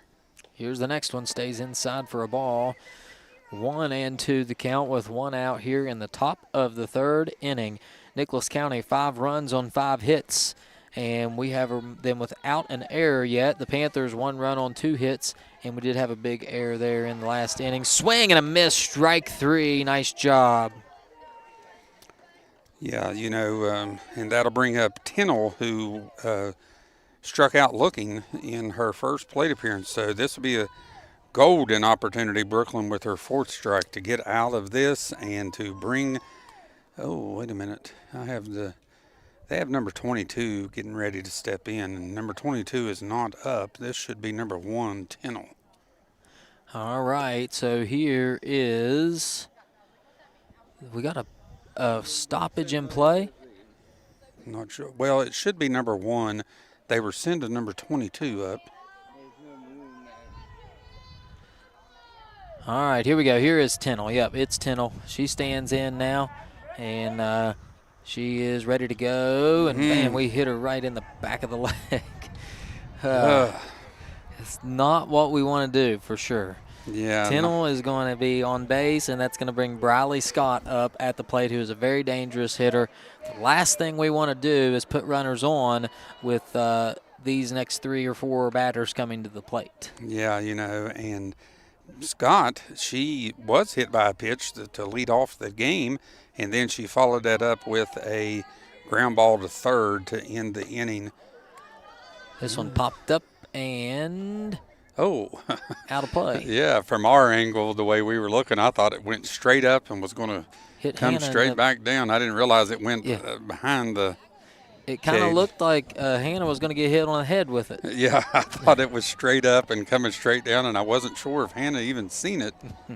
Here's the 0-1 pitch. Swing and a miss. Runner down to second. Ball gets away. And now there's going to be a play at third. Not in time. No. Foot may have came off the base, but she said safe. Yeah, so that'll probably go down as a stolen base and then an error on someone. I'd have to see the replay. I'm not sure how the ball got past, but yeah, I think we dropped it at second, so we'll count that as our first error of the ball game. Here's the next pitch. It's high, and it is 1-1. I have, if that's not, I believe that's right, isn't it? 1-1. Is this still Scott? Yes. Leadoff batter, Briley Scott. Here's the next one. It's hit right back to the pitcher, and there you go. Nice play made at first. Morton over to Taylor, out number 3, and somewhat stress-free inning compared to what we have had. We keep it at 5-1 with a chance to get back into it here. You've got Morton, Taylor, and Murphy coming to the plate for the Panthers. We'll be right back right after this. Welcome to Biscuit Country, where joy is measured one ladle at a time, where smiles come with a side of gravy, warming the soul. Start your morning at Tudor's Biscuit World with our super breakfast. Or dig into the Big Tater, crispy potatoes topped with eggs and bacon, then crowned with savory gravy. And don't forget the classic, gravy over a biscuit. Welcome to Biscuit Country, where at Tudor's, you're always home.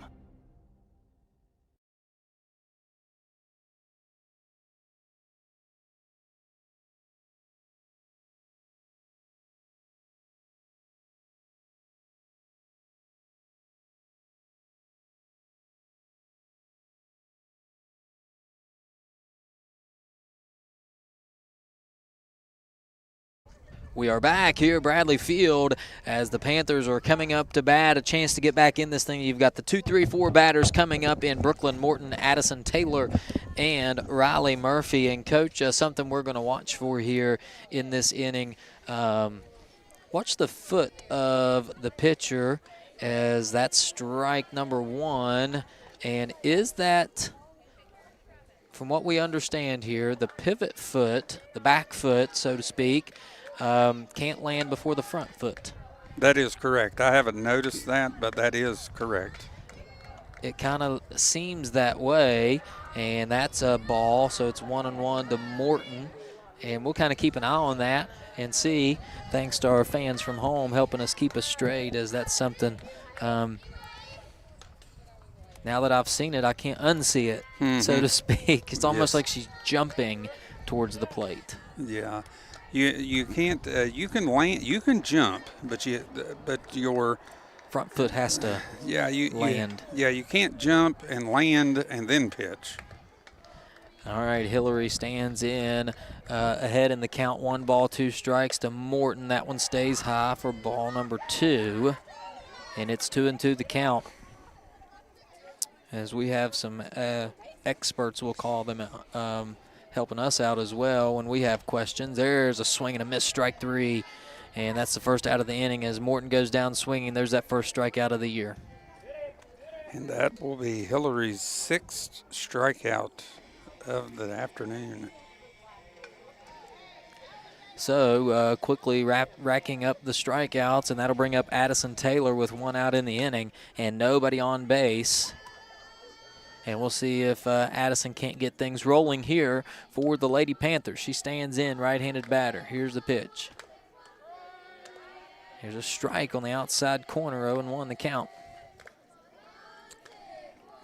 Girls going to have to do something here. We've struck out our last 4 batters. Yeah, got to make contact here. Here's the next one. Swing and a miss.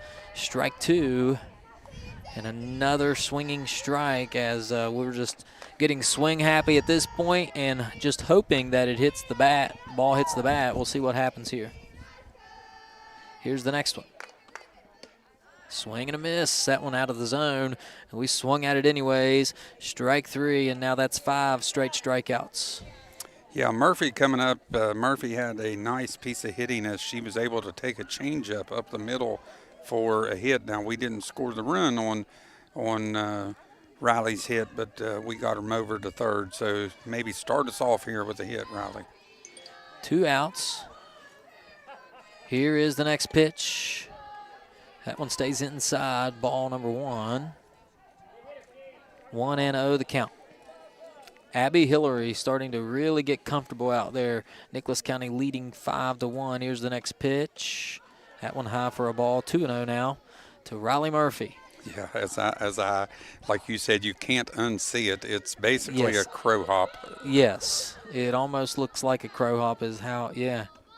And she's definitely landing on that back foot, as I wonder if anybody else at some point they will notice that and maybe let someone know, as if we can see it and all our fans can see it, someone will see it. Here's the next pitch, a 3-0, stays out for a ball, and it kind of broke the streak there as Riley will head down to first base. It'll be interesting to see if she runs, and I think she is going to stay in there and run.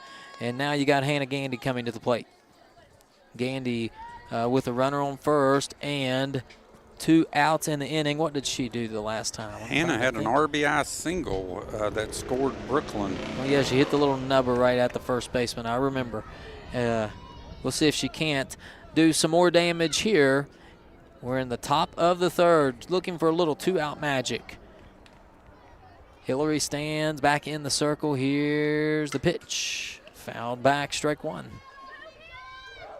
This would be a big at bat right here. Even if we don't score, you know, we need to string some hits together. String a couple of hits together, as we've struck out more than our fair share recently. Layla Parker in the on-deck circle. Here's the next one. Fouled again. Right back off the cage. Yeah, barely got a piece of that cage to stay alive at the plate. 0-2. Now the count to Hannah Gandy. Gandy looking for her second hit of the afternoon. Here it is.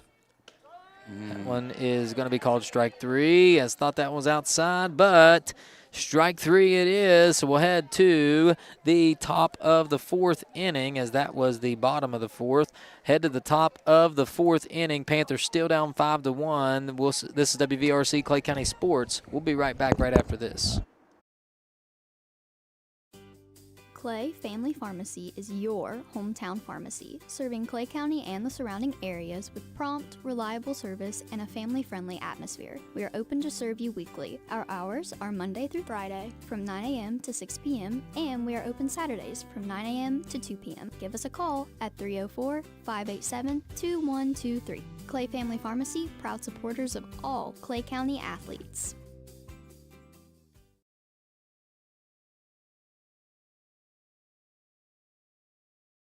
Looking for unbeatable deals? Chino's has 3 sizzling offers for just $9.99 each. Build your own large 3-topping pizza or enjoy a homestyle spaghetti lunch special with that drink.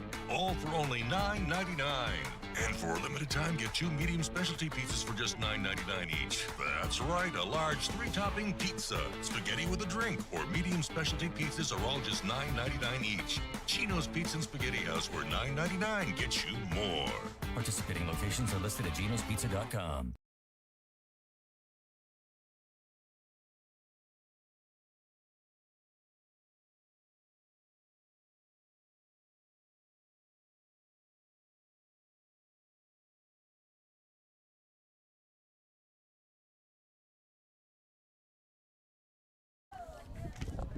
All right, we are back here at Bradley Field. Panthers back in the field, and who is this coming up, Coach? This is Jaden Johnston, who was hit by a pitch and then grounded out to Roxy at second base. Oh, the second hitter in the lineup. Here's the next pitch, and it is hit foul, left side, and that's how this inning starts. No balls and a strike. Johnson, of course, is a freshman, as we mentioned earlier. She's coming in batting .389 on the season. Here is the next one from Morton. She gets the sign. Here's the pitch. That one looked good, stays low. Ball number 1, 1-1 the count. We're in the top of the fourth inning. Take away that first inning, and the Panthers, this will be a really good ball game.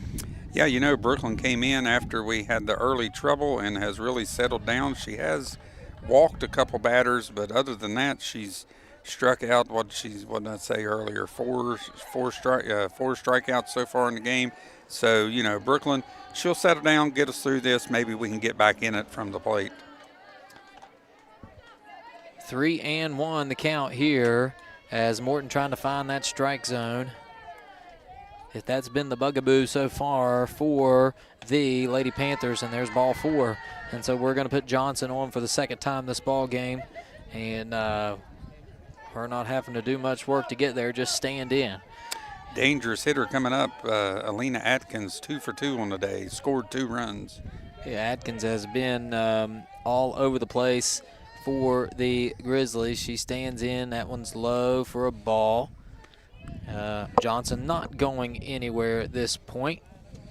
And why would you risk getting an out on the bases when you're having such success at the plate? And looks like they're going to talk it over, maybe put on a bunt or something here, something to maybe get Johnson in scoring position as the coaches and Atkins have a little conference here. So we'll see what they come out with.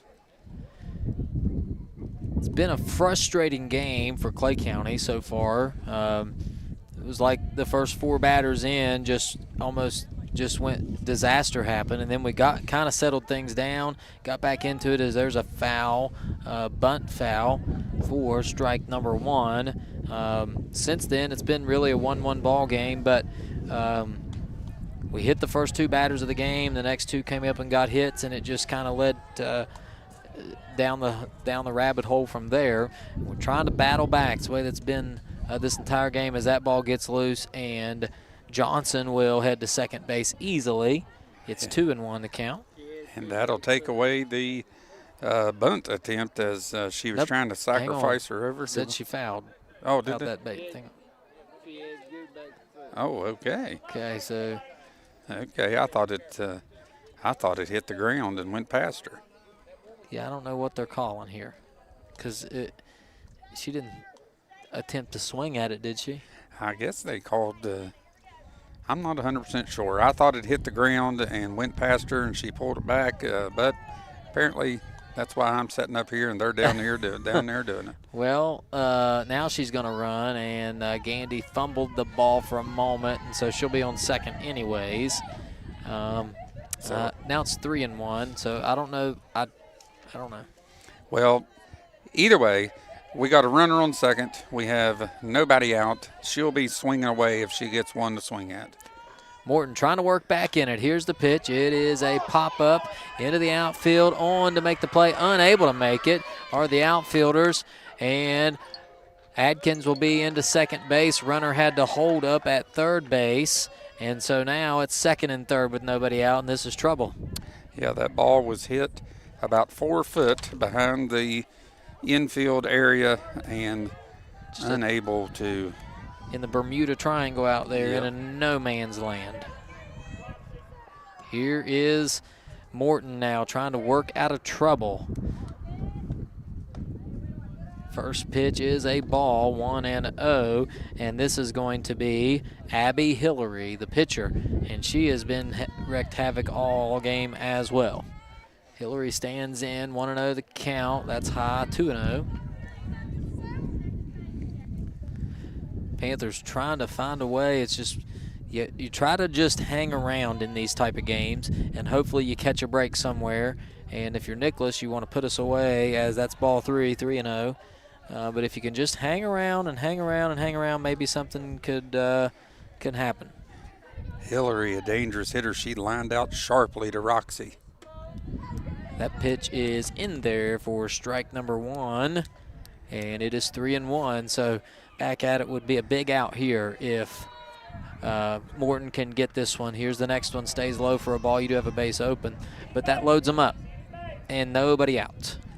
Bases loaded, nobody out. Maddie Burns, 2 for 2 on the day with an RBI coming to the plate.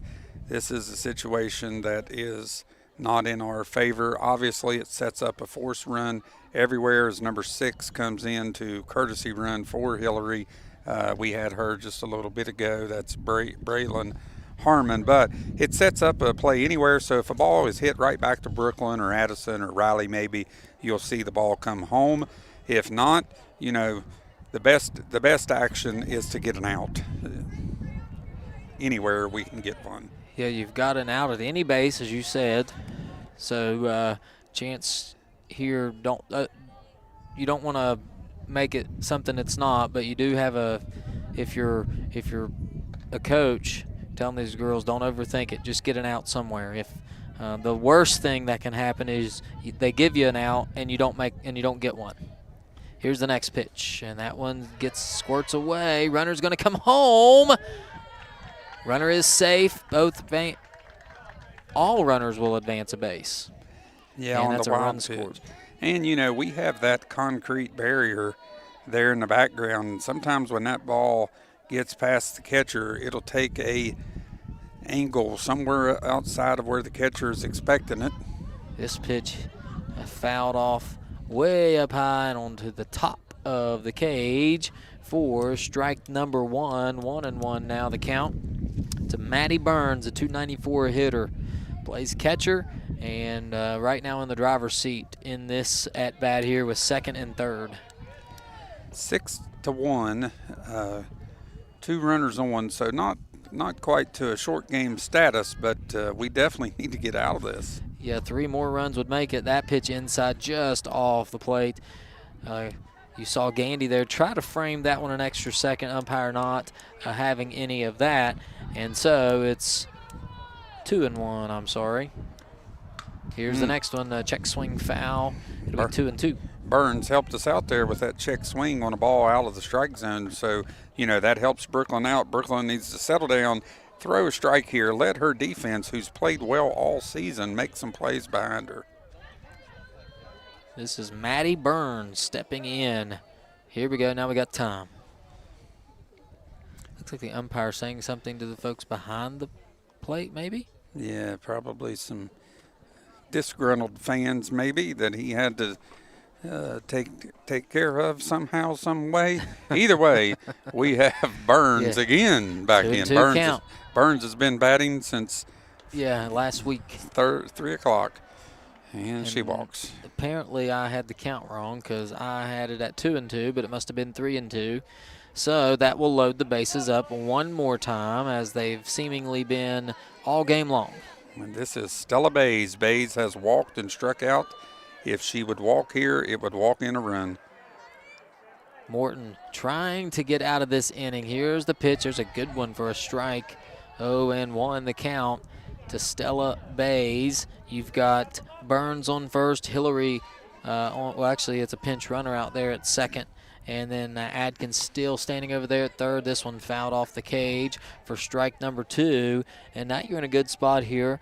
A strikeout would be huge in this situation. A strikeout would be huge, as it would bring up the next 2 batters who both struck out. Brooklyn struck them out the last inning.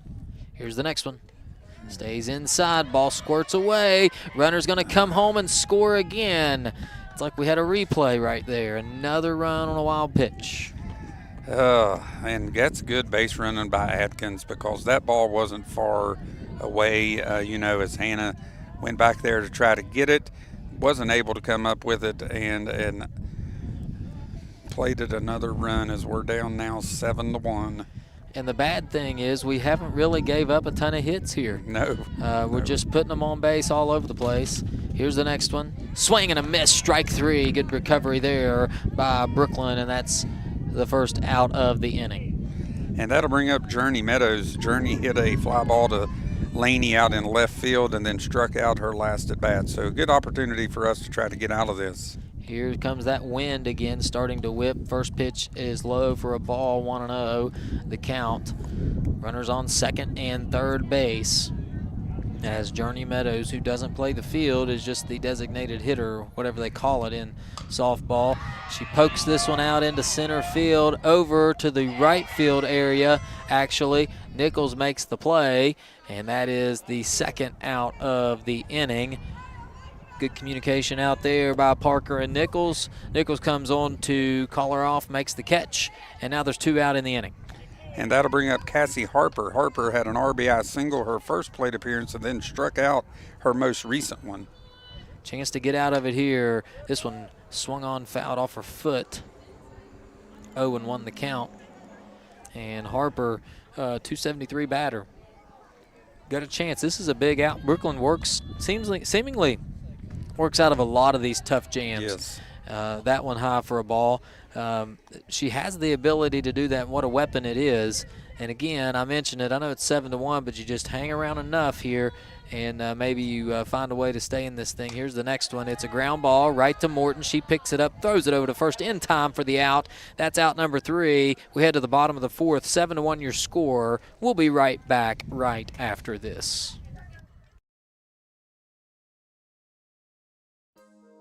In your time of need, call Wilson Smith Funeral Home, 154 Main Street in Clay, West Virginia, providing all your needs for pre-needs, burial, cremation, and memorials. We have 2 locations to better serve the public: Wilson Smith Funeral Home in Clay, West Virginia, and Pennington Smith Funeral Home located in Golly Bridge, West Virginia. We offer personalized services and a caring staff. We are with you every step of the way. You will have peace of mind knowing that we are taking care of your loved one.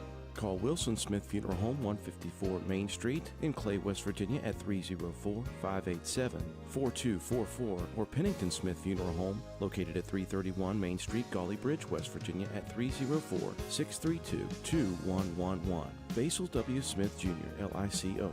Tracy Osborne, office manager. Hunter Jones, apprentice. Staff members Greg Fitzwater, Bobby Joe Harmon, and Candy Dorsey.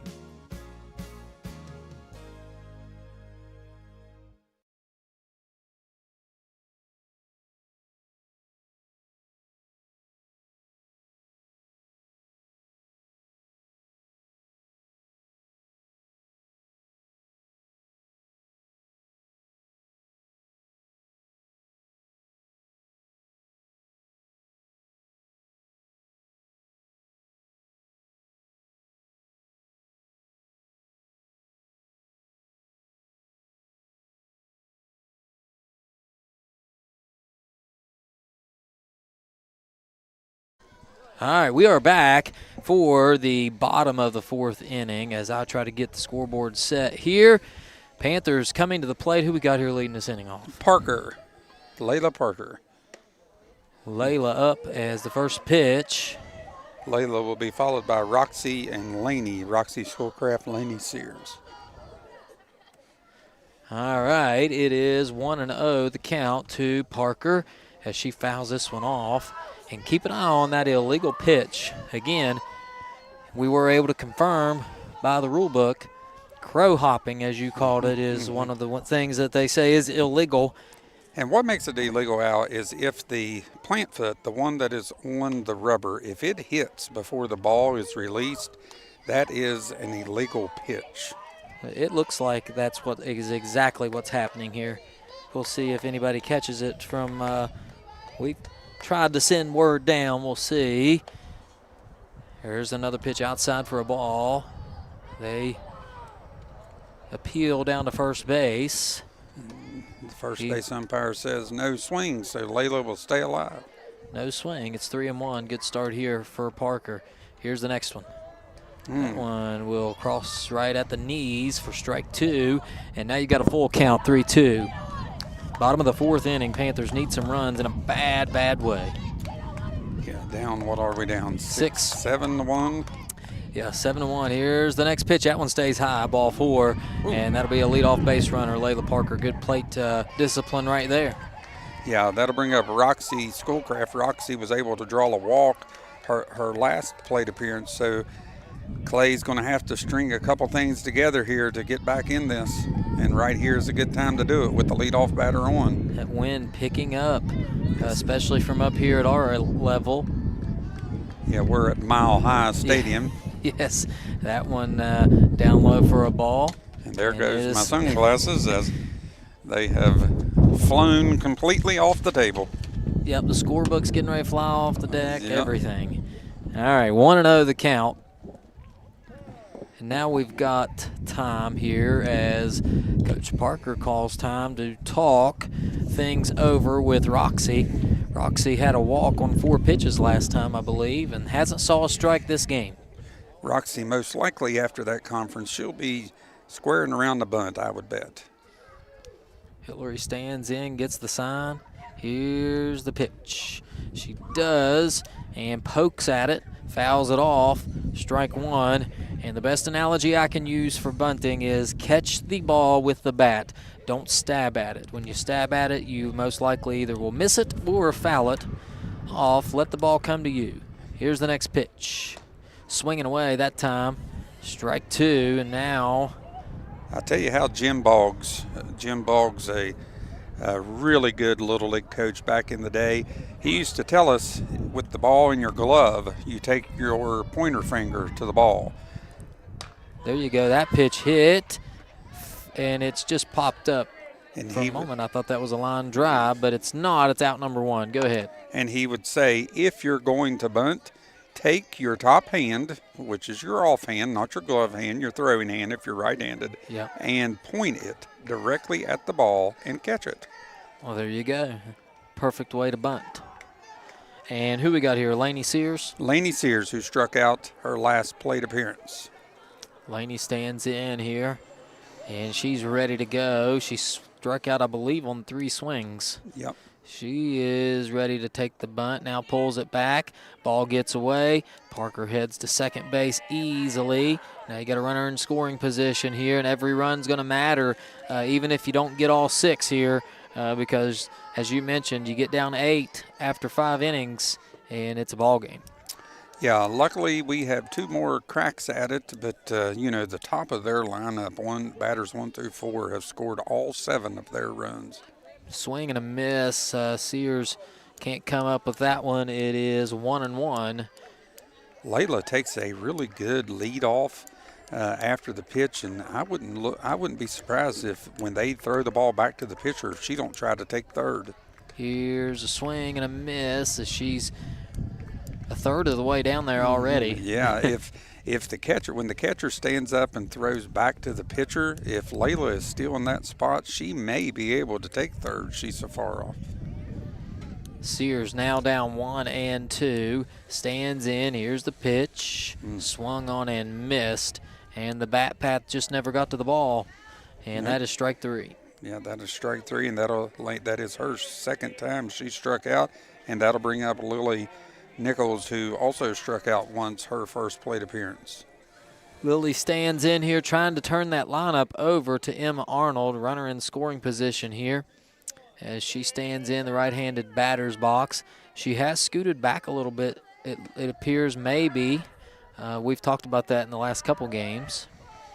Yeah, she is a little deeper in the batter's box today. She needs to be with the speed of Hillary.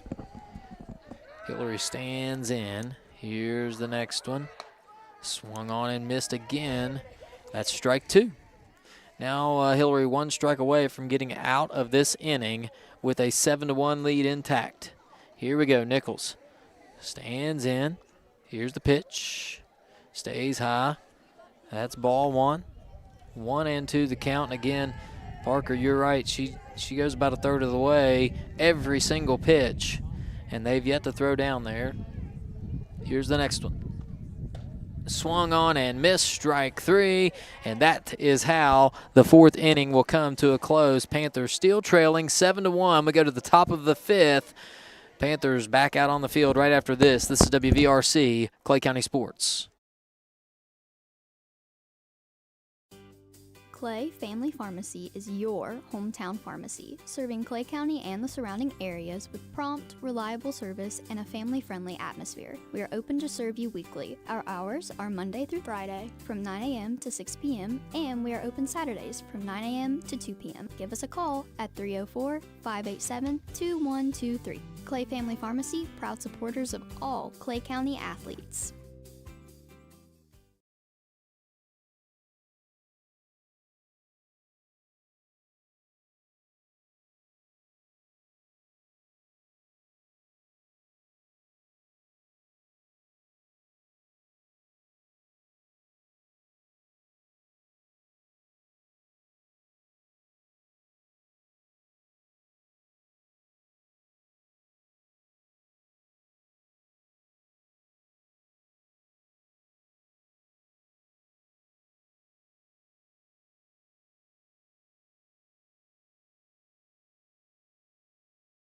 Looking for Tony here. Go-Mart's Groovy Hoops is on now. Earn bonus rewards points and tokens with specially marked items. Hey, it's Brad checking in. Go to gomart.com or check the app for details.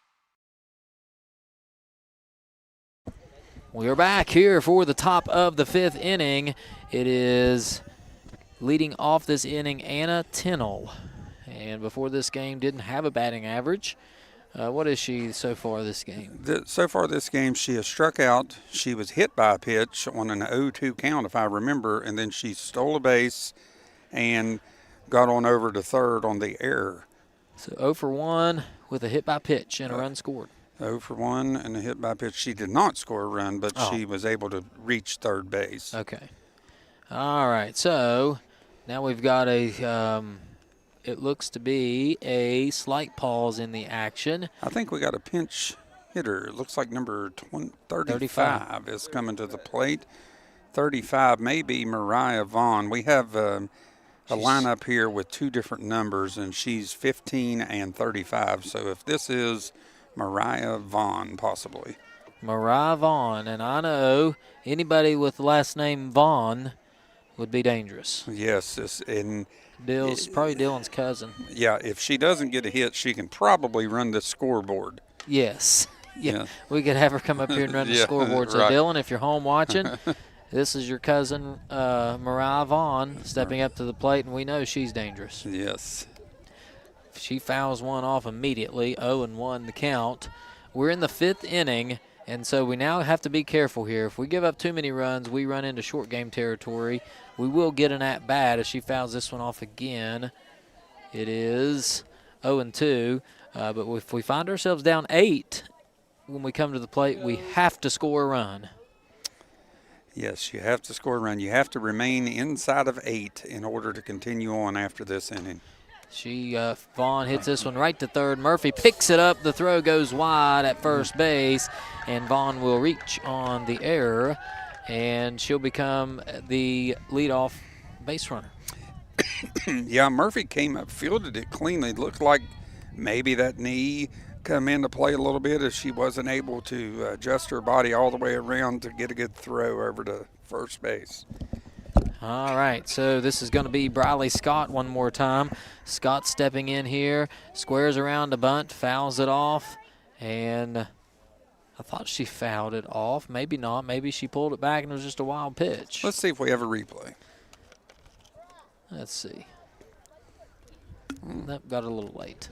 We got to replay the catchers throwing it back to the pitcher. That was nice. Yes, that was a nice replay for what sure. What a bunt. Yep, and bunt safe. Play not able to be made, and Vaughn advances to third, and we have trouble here already. Yeah, that was a good bunt by Scott as she laid it down perfectly down the third baseline. Murphy did all she could do to try to get her out there, but that was just a perfectly placed ball. As that brings up Jaden Johnson, 0 for 1 with a hit by pitch and a walk, and scored 2 runs. She'll square around and bunt. Runner will head to second. That's Briley Scott. And now you got both runners in scoring position here. And an 0-1 count. Here's the next one. That stays low for a ball, and it's 1-1 now. All 7 of Nicholas's runs have been scored by batters 1 through 4. Yeah, and we're right in the meat of that. Here we go. Here's the next pitch. That one looks good. It is. It's strike 2, 1-2 the count, as Jaden Johnson, a .389 hitter, tries to do some more damage here for the Grizzlies. Morton ready. Here's the pitch. High for ball 2. It is 2-2. Runners out there. That's Vaughn and Scott on third and second. 2-2 count.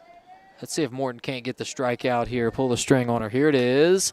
She hits this one high into the air. The shortstop, Arnold, makes the play and nearly got the out back at third. Vaughn gets back in there safely, but that'll be a big first out for the Lady Panthers and a nice play by Arnold. I tell you, the ball beat her back to the third baseman. I'm not sure if she tagged her or not. It's hard to see from up here, but pop out to Emma Arnold, and that will bring up Alina Atkins, and Alina is 3 for 3 and scored 3 runs and did everything she wanted to do so far this night. Alina Atkins. 2 RBIs and 2 more out there for her. Yes, here's the 1-0 pitch. Stays high for ball 2. 2-0 now to Adkins as they do have a base open. I know you don't want to load the bases up, but with Adkins at the plate, although Hillary on deck, it wouldn't be much easier. No. Ball 3. 3-0 now. And now may end up walking her anyway. Tough situation, yes. Here's Adkins, stands in. Morton ready. Here's the pitch. That's a good pitch right at the knees. Again, that strike zone, you mentioned it, has been right at the knee area, and this umpire calls the lower pitches, not so much the ones up in the zone, and it's been consistent, and that one is up in the zone for ball 4, and now they are loaded up for Abby Hillary. Yeah, that is Brooklyn's 5th walk that she's given up. Yeah, very uncharacteristic of Brooklyn.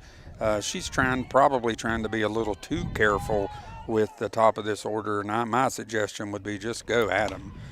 Hillary pops this one up into the second baseman's glove. It's Schoolcraft. She makes the play for out number 2, and what a big out it is. Yeah, that was an infield fly, so that would have been an out even if she had dropped it, but that'll bring up Burns.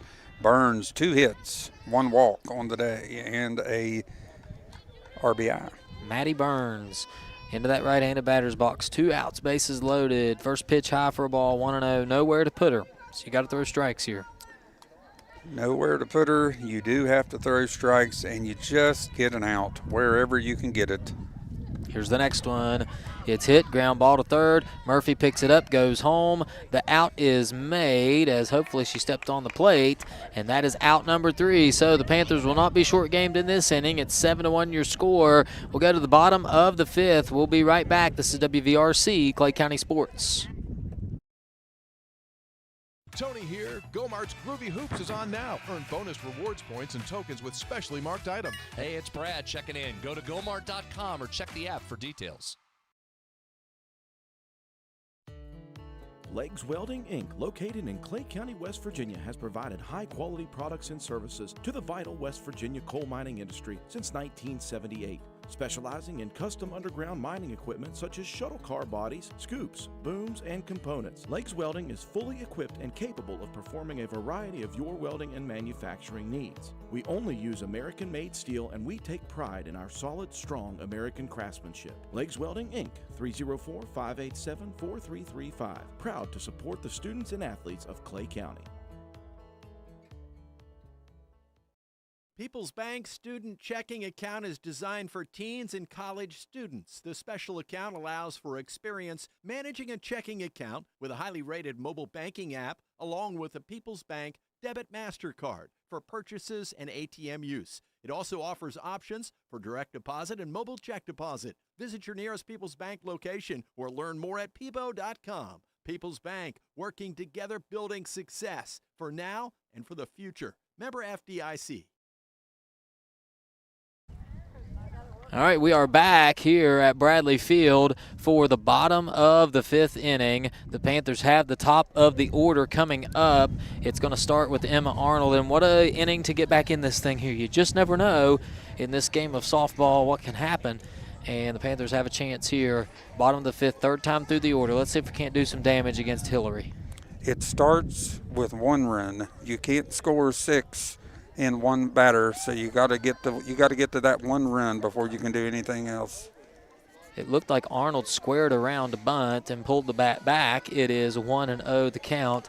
And again, I still think that back foot is hitting before that front foot, as we've alerted everyone, and I don't know, maybe they're seeing something a little different than us, but we'll go with it here. It's 1-1 now as that pitch is at the knees for a strike. 1-1 the count. And Hillary has 10 strikeouts in 4 innings pitched. That's pretty incredible as that pitch stays high for a ball. 2-1. The sun has went over the mountain, and it is getting a little chilly here, and that may make a difference too with these girls. I know they've probably at Nicholas County used to this. There's a bunt foul. It's 2-2 now. I'm not sure the weather's super tropical in Nicholas County and Summersville, but we'll see if it changes any with that sun going down. It's 2-2, bottom of the 5th inning. Emma Arnold at the plate looking to get things off the right way here for the Panthers. She hits this one. It's a little nubber in front of the mound. Tough play, but it's made for the out, and that's the first out of the inning. Hey, that was a good play by Hillary as Arnold hit a little chopper right back to her. Hillary was able to come around and pick it up and get her out by half a step there at first base. Good hustle there by Arnold, made it a play, just couldn't beat out the throw. It took a perfect throw, took a clean field and perfect throw, and that's what Hillary did that time for the out. Here's Morton now stepping in. Morton takes that one for ball number 1, 1-0 the count, and Morton trying to get things going here for her team as she came in again in relief and hasn't pitched terrible. I wouldn't say it's been her best game, but hasn't pitched terrible as well. Has been out in some pretty good jams as she hits this one hard right to the second baseman. She throws it over to the first baseman for the easy out, and very quickly in this inning, there are 2 outs. Yeah, Tennell fielded a sharply hit ball by Brooklyn there at second base. She was able to stay down on it. This turf, no big deal for them as they're probably haven't played many games on turf, but that ball came scooting in fast, and she picked it up and threw her out. Here is Addison Taylor now. Addison hits this one hard off the cage for a foul ball. It's 0-1, and the Panthers just the offense. We talked about the offense coming together before the game. It hasn't came together in this game as they have struggled mightily. Only 3 hits on the night with the 1 run, and that was back in the first inning. That pitch taken high for a ball, 1-1. I thought after that first inning that we might be able to string some hits together. Did a good job there, got through the first 6 or 7 batters, but it has been all Hillary at this point. Yeah. Swing and foul. You know, the second time through the order, you know, you make your adjustments. You're used to the speed, but Hillary, maybe she's cranked it up herself that second time through the order as nobody was able to get a hit. 2 outs. Addison Taylor at the plate. Riley Murphy on deck if Taylor reaches. And there's a ball high. It's 2-2 now. And here's the money pitch. She has very rarely gone to a 3-ball count to any of these hitters. It's been on a rare occasion. So we'll see. Taylor got to be ready to swing here. As she stands in, Hillary looks at the armband and is ready to go. Here's the pitch. Stays low for a ball. It's 3-2. Now you got a chance at a full count here if you're Addison, and look for a pitch to drive. If it's in the zone, swing and put something on it. If it's not, take your base and leave it up to Murphy, and maybe she can do some damage. Here it is. It's swung on and hit foul. A nice swing there. I believe that pitch was a strike, so good job fouling it away. Looked like maybe it got off the hands a little bit as she's shaking it off. Yeah, you know, on that third strike, you never want to go down looking. Just foul it off if you don't like it. Here's the next one. There it is. Hard hit again. Foul. She's a little behind it. But it goes foul, and she'll stay alive again. 3 balls, 2 strikes, 2 outs. We're in the bottom of the 5th inning as the outs are running low for the Panthers if they want to get back into this one. You see that little piece of something that Hillary keeps squeezing there in her hand. Here's the next one inside. Good plate patience there, and that's ball 4, and that'll be a base runner now. 2-out base runner for Riley Murphy. Al, every inning since the first inning, we have had 1 walk and at least 2 strikeouts. And this inning is no different. We've had 1 walk. We need to start stringing some hits and walks together. Yeah, put some pressure on that Nicholas County defense. Put the ball in play. Make them make plays as Addison's going to take off running, and she is safe. Kind of an awkward entrance to the base there. She didn't even slide. No, didn't slide. And I wonder if these girls got to get used to the sliding. Yeah, sliding on the turf. It's a little different than dirt. But it's 1-0, and now you got a runner in scoring position. Here's the next one, swing and a miss. Strike number 1. And Addison even got a bigger lead than Layla did last inning. As you can see, she was way out there. Here's the next pitch to Murphy. It's 1-1. Swing and a miss, strike 2. And it is 1-2. I tell you, Al, if you look down past the outfield, there is just a ton of people out there playing ball on this. I've saw some baseball being thrown, some football being passed. Some freeze tag by some younger ones. Some freeze tag. I'm telling you, I'd like to be in a nice game of freeze tag. Those were the days when you could come out and big sister play softball, and you can just play some freeze tag out in the outfield. Absolutely. Here's the next pitch. It's 2-2. Murphy fouls this one off, and she'll stay alive here. 2 balls, 2 strikes. We are in the bottom of the 5th inning. Addison Taylor with a 2-out walk, got to second base, and now she is standing out there. Panthers trying not to strand this one. Here is the pitch to Murphy. Swung on again. Good job of staying alive. 2-2 count. She just stuck the bat out there and fouled that one off. And so it is 2-2. I'd love to see Riley hit one in the gap here and score one of these runs. The left fielder is playing in left center field. Oh, I accidentally changed the camera on that one, but she fouled that one off again. You know, something now I was going to say is if you see how far the left fielder is playing over, I think sometimes these girls get confused on that football inline there, you know, the out of bounds line, thinking that's the foul line. Foul line. Here's the next one. Murphy again fouls that one off, this time sharply, as we did get clarification. We did ask the umpire about the illegal pitch, and the word we're getting is he said everything is okay. So we'll have to trust that for now. Not sure there. Well, that's why they do that and we do this. I guess you're right. Here's the next one. Stays low for a ball, 3-2. What a good at bat here. As Addison stole third right there. Yeah, she did what I was expecting. you know, you never want to make the third out at third, but if you're going to go, you have to make sure you're going to get there. And Yes. she was certain, and, you know, maybe a pass ball here or something will score us a run. There's a nubber right to the second baseman. The toss to first in time for the out. But, boy, what a good at-bat Murphy put together there. Just couldn't find first base. And that is how the bottom of the fifth comes to an end. No runs and a runner stranded on third base for the Panthers. It's 7-1 Nicholas County, top of the sixth coming up right here on WVRC Clay County Sports. We'll be right back.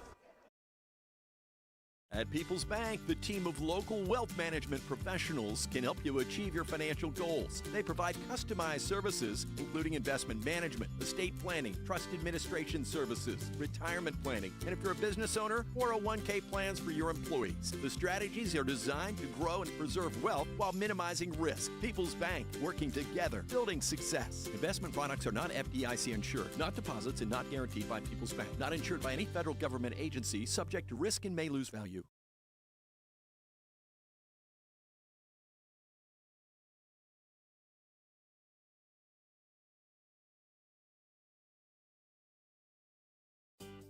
Clay Family Pharmacy is your hometown pharmacy, serving Clay County and the surrounding areas with prompt, reliable service and a family-friendly atmosphere. We are open to serve you weekly. Our hours are Monday through Friday from 9 a.m. to 6 p.m. and we are open Saturdays from 9 a.m. to 2 p.m. Give us a call at 304-587-2123. Clay Family Pharmacy, proud supporters of all Clay County athletes.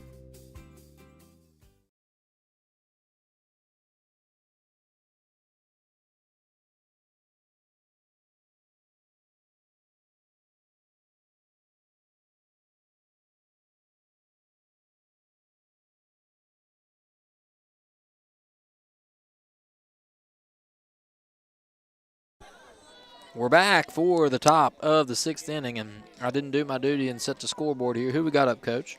Well, it looks like number 17, Stella Bays. She's walked and struck out twice. She is the sixth batter in the order, followed by Meadows and Harper. Strike one to Bays as Morton works again. To us. Popped up. Oh.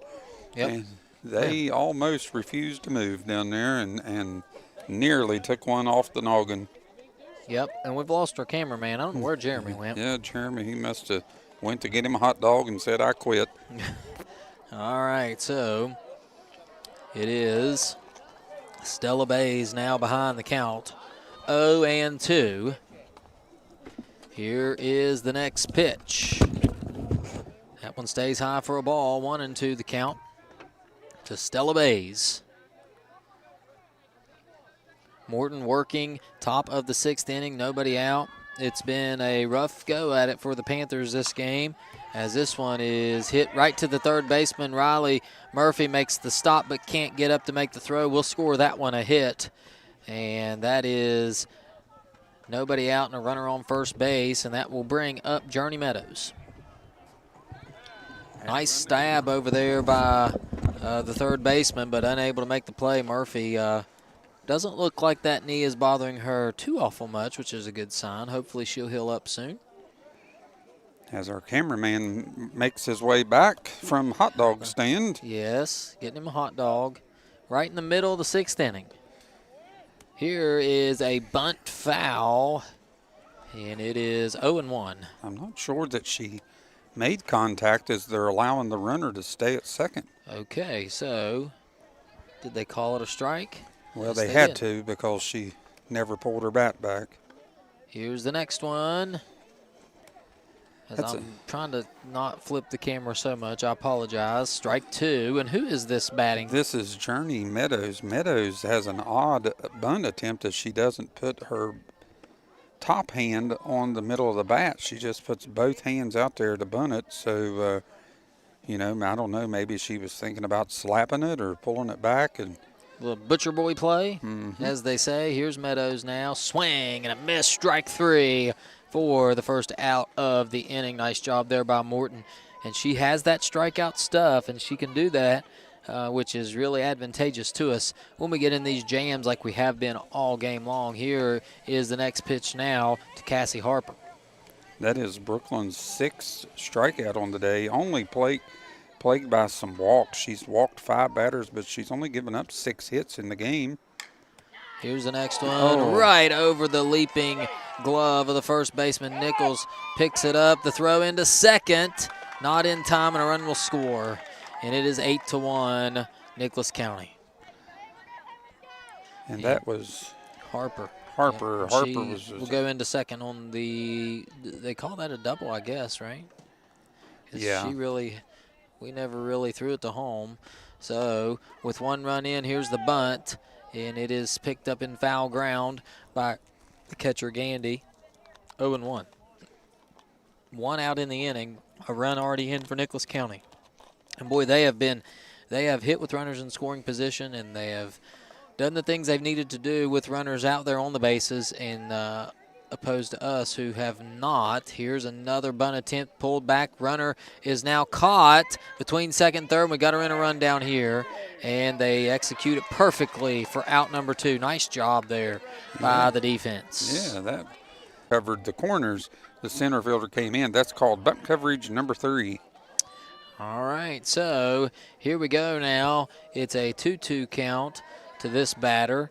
As let me get caught up here. That one stays low. It's a full count now, and there are 2 outs in the inning and no runners on base for the Grizzlies. Here's the next pitch, stays low, and that is, boy, I can't, that's a walk. It's a walk. Tennell came back in for Vaughn, who pinched hit the last inning, but Tennell was able to get the walk this inning, and that'll take us back to the top of the order, the ever-dangerous top of the order, Briley Scott. Briley Scott, she's been all over the bases. She squares around a bunt and fouls it off for strike number 1. Nicholas has almost just bunted their way around the bases this inning. They have. They've scored 1 run and going a little small ball here, trying to manufacture some runs at the bottom of the order. Swing and a foul for strike 2. Now you're 1 strike away from getting out of this inning here. 8-1 your score.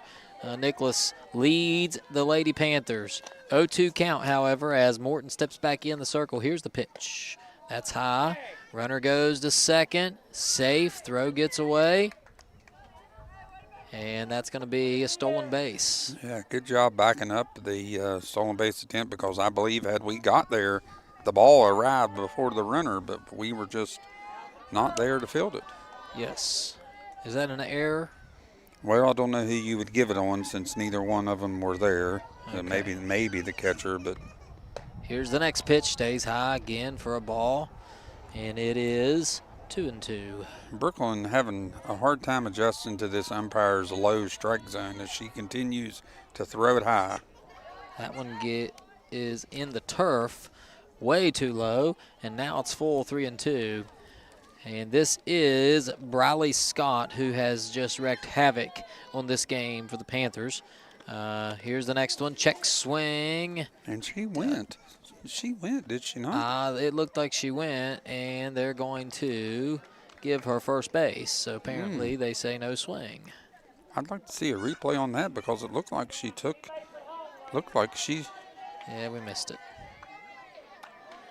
Okay, that'll bring up Johnson. First and second now, and here's Johnson. She swings, hits it foul off the left side. No balls and a strike.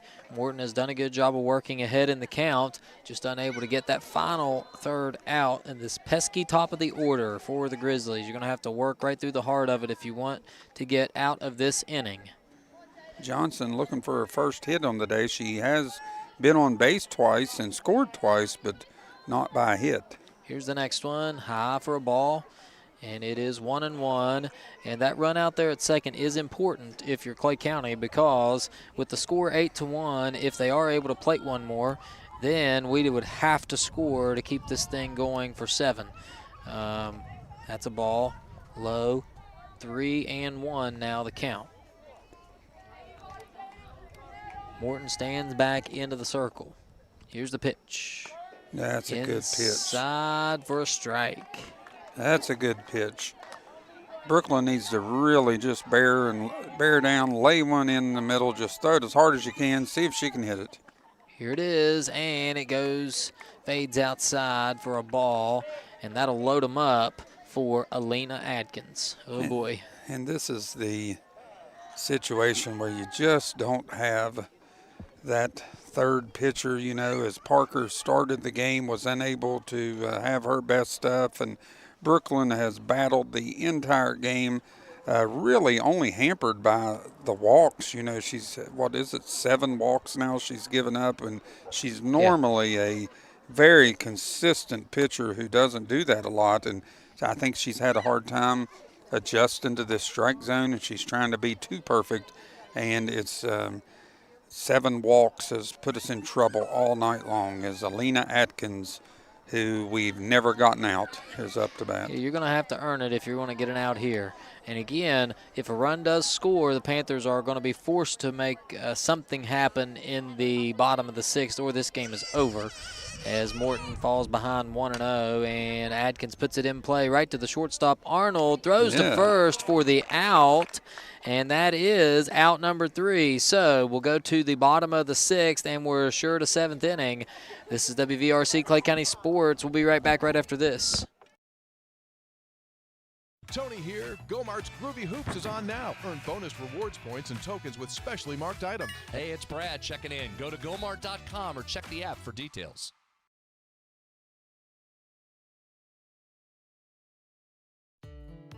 Legs Welding, Inc., located in Clay County, West Virginia, has provided high-quality products and services to the vital West Virginia coal mining industry since 1978. Specializing in custom underground mining equipment such as shuttle car bodies, scoops, booms, and components. Legs Welding is fully equipped and capable of performing a variety of your welding and manufacturing needs. We only use American-made steel, and we take pride in our solid, strong American craftsmanship. Legs Welding, Inc., 304-587-4335. Proud to support the students and athletes of Clay County.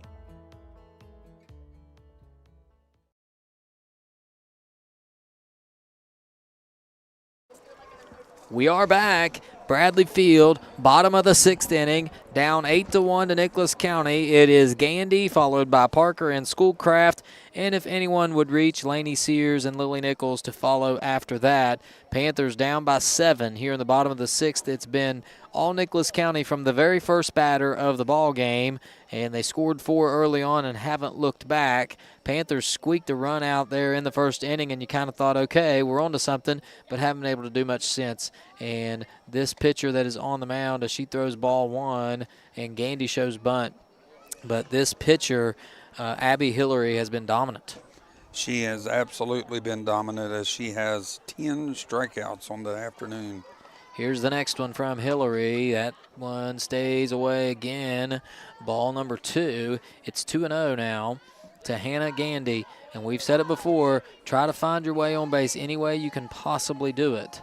As here's the next one, low for a ball, 3-0. If you can find your way on base, then you can maybe make something happen here. But until you do, without runners on base, you're not going to be able to get any runs across for sure. That one's in there for a strike.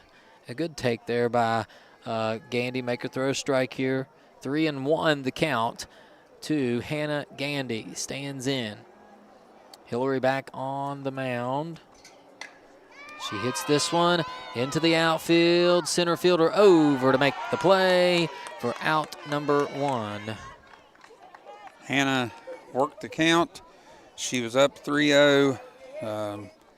Hillary was able to get a strike on the 4th pitch, and then Hannah put one in play. She got good contact on it, but just popped it up a little bit, as this will bring up Layla Parker. Here is Layla, stands in that right-handed batter's box, staring down Abby Hillary, looking to do some damage. Here we go. Hillary looks at the wristband one more time, now comes to the plate. That stays away for a ball. 1-0 the count to Layla Parker. Layla started this game, and Layla is a very good pitcher. Wasn't able to get out of the first tonight. Just some frustration, I'm sure, on her part, as she'll be ready to get back to the mound very quickly. And that one is a strike. That looked like the same spot as the last one, but that time it is a strike. It's 1-1 the count to Layla Parker. Here's the next one. Swung on, fouled out of the catcher's mitt, strike 2. Now she's behind 1 ball, 2 strikes. Layla was able to draw a walk in her last plate appearance, but right now she's deep. 1-2, swung on and missed, strike 3. And that is 2 outs in the inning. And that is Hillary's 11th strikeout of the day. Hillary is dominant on the mound. She has walked a handful of batters, but she's been able to get out of it each time. Here we go. You have Roxy Schoolcraft standing in. Schoolcraft walked in her first plate appearance, and then maybe did she ground out or? She walked and then she popped out to the first baseman. All right, stands in there and sees a strike on the first pitch. It is 0-1. Roxy Schoolcraft, just a freshman, plays a pretty good second base. Here's the next pitch, stays high for a ball, 1-1. And it is the Panthers just trying to string some things together here. Unable to really do anything to this point. Here's the next one. She hits this one, goes foul behind the batter's cage. Ball was placed perfectly behind the cage and in front of the backstop, or the press box. Yeah, I noticed that. It's like right in the perfect spot. Didn't hit anything. Here is the 1-2 pitch. That stays high and outside for ball 2, 2-2. 2-2. Roxy always gets her money's worth from the batter's box. Even if she doesn't get a hit, she always has good at-bats. Here's the next one. Stays low again for a ball, 3-2 now. And now Schoolcraft has worked it full. Looking for a base runner here. If she's able to reach, it'll be Lainey Sears, as that one's fouled away. Able to stay alive on that potential third strike. And, you know, looking ahead, the Panthers, if they want to even consider getting back in this game, they're going to have a lot of hits from these young ladies and score some runs. But you would like to at least, as that one's hit hard right over the glove of the second baseman, that's going to be a hit for Schoolcraft. That was a great at-bat by Roxy as she worked the count full. She fouled a couple pitches off, and then she was able to put one right where it needed to be, right over the second baseman and in front of the right fielder for a hit, and that'll bring up Lainey Sears, who is 0 for 2 on the day, looking for her first hit. Yes, and I was mentioning there right before she had that hit, you would like to at least get through the lineup here, maybe start the bottom of the 7th with the top of the order if nothing else, but what would even be better is maybe you put some string some hits together right here and come out of this 6th inning with more than 1 run. There's ball 1 low. Yeah, right now, Roxy's run doesn't matter if we don't get more, so she doesn't want to get caught off first or anything, make any errors on base running. So you just want to go base to base or take 2 if it allows, and just see if we can get a couple runs. Hillary stands in the circle. Here's the pitch, swing and a miss, strike 2. And Lainey has just swung underneath that pitch all afternoon and evening. Yeah, what you like about it, though, is she's swinging at it. You know what I mean? You don't want to go down looking. Here's the next one. Swing and a miss, strike 3. And that's how the 6th inning comes to a close. 8-1 it remains. Nicholas County coming up for the top of the 7th inning. We'll be right back on WVRC, Clay County Sports. People's Bank Student Checking Account is designed for teens and college students. The special account allows for experience managing a checking account with a highly rated mobile banking app, along with a People's Bank Debit MasterCard for purchases and ATM use. It also offers options for direct deposit and mobile check deposit. Visit your nearest People's Bank location or learn more at peebo.com. People's Bank, working together, building success for now and for the future. Member FDIC.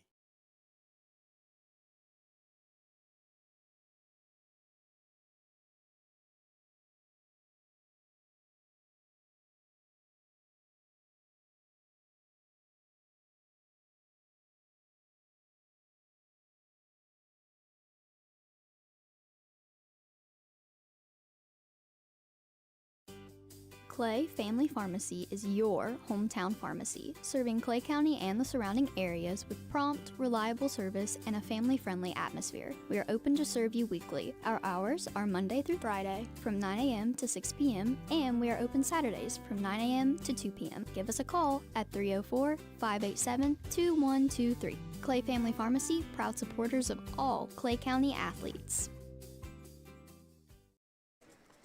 All right, we're back here for the top of the 7th inning. And who is this leading us off, Coach? This is the pitcher, Abby Hillary, who had a double and then a walk, and then she's lined out to second and popped out to second.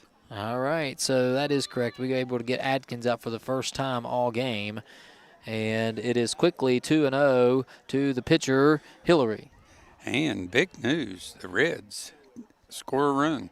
The Reds took the lead here. Yes, we are watching, keeping an eye on that game. And few and far between as there is another good pitch. That's a strike. It's not often you see the Cincinnati Reds score many runs. Nope.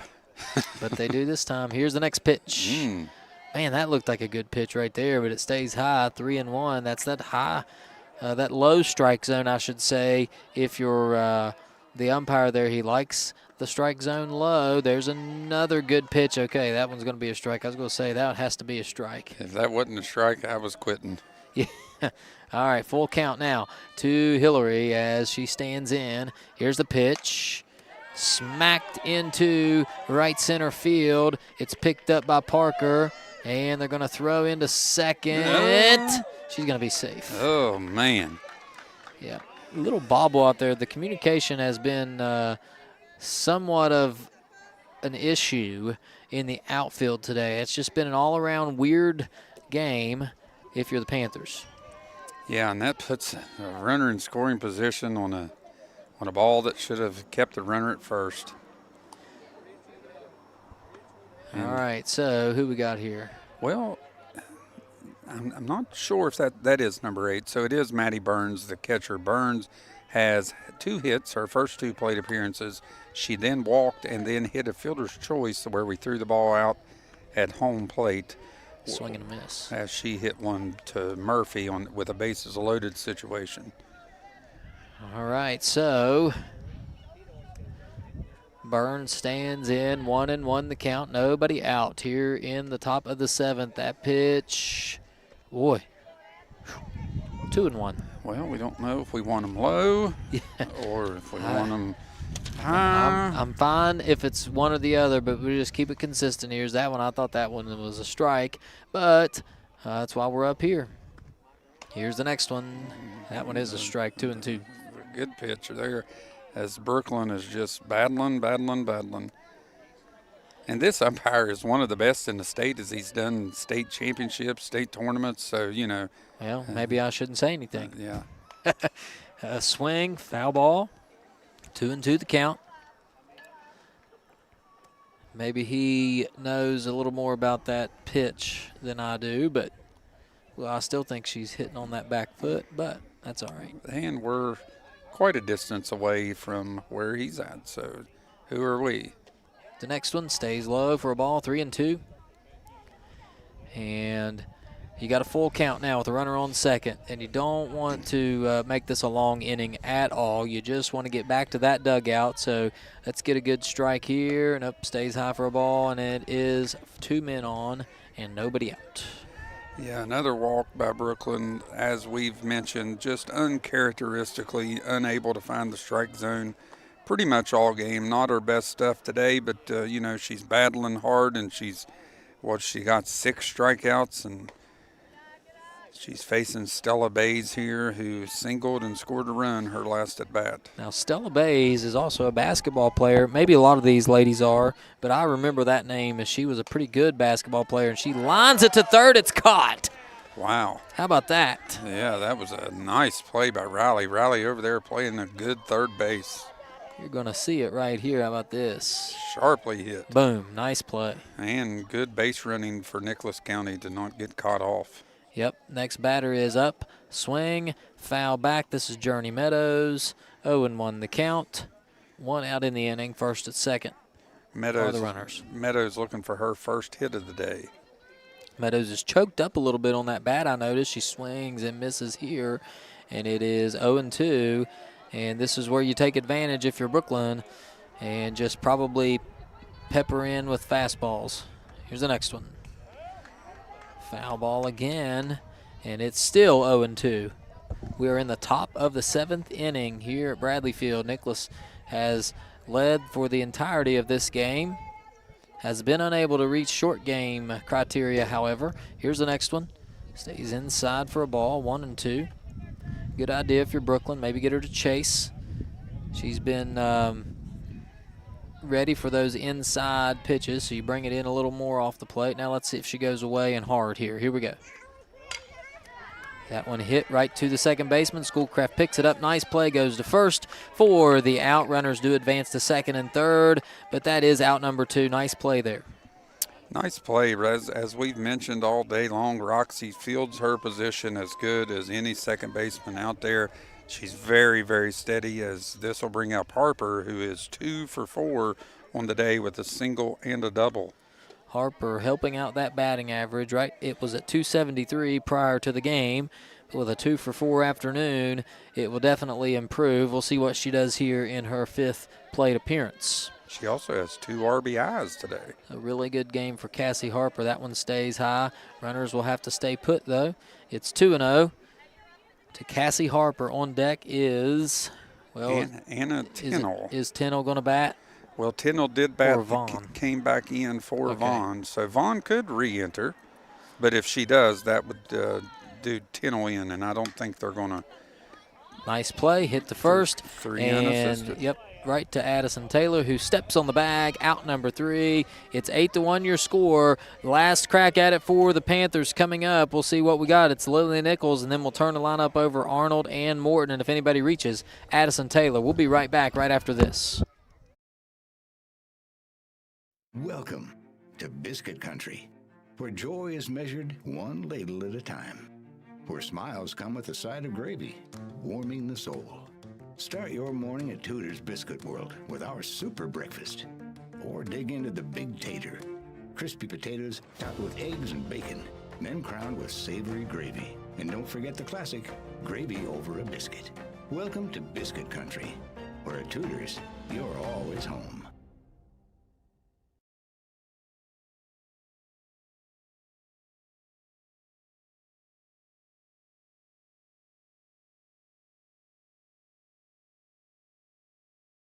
Tony here. Go-Mart's Groovy Hoops is on now. Earn bonus rewards points and tokens with specially marked items. Hey, it's Brad checking in. Go to gomart.com or check the app for details.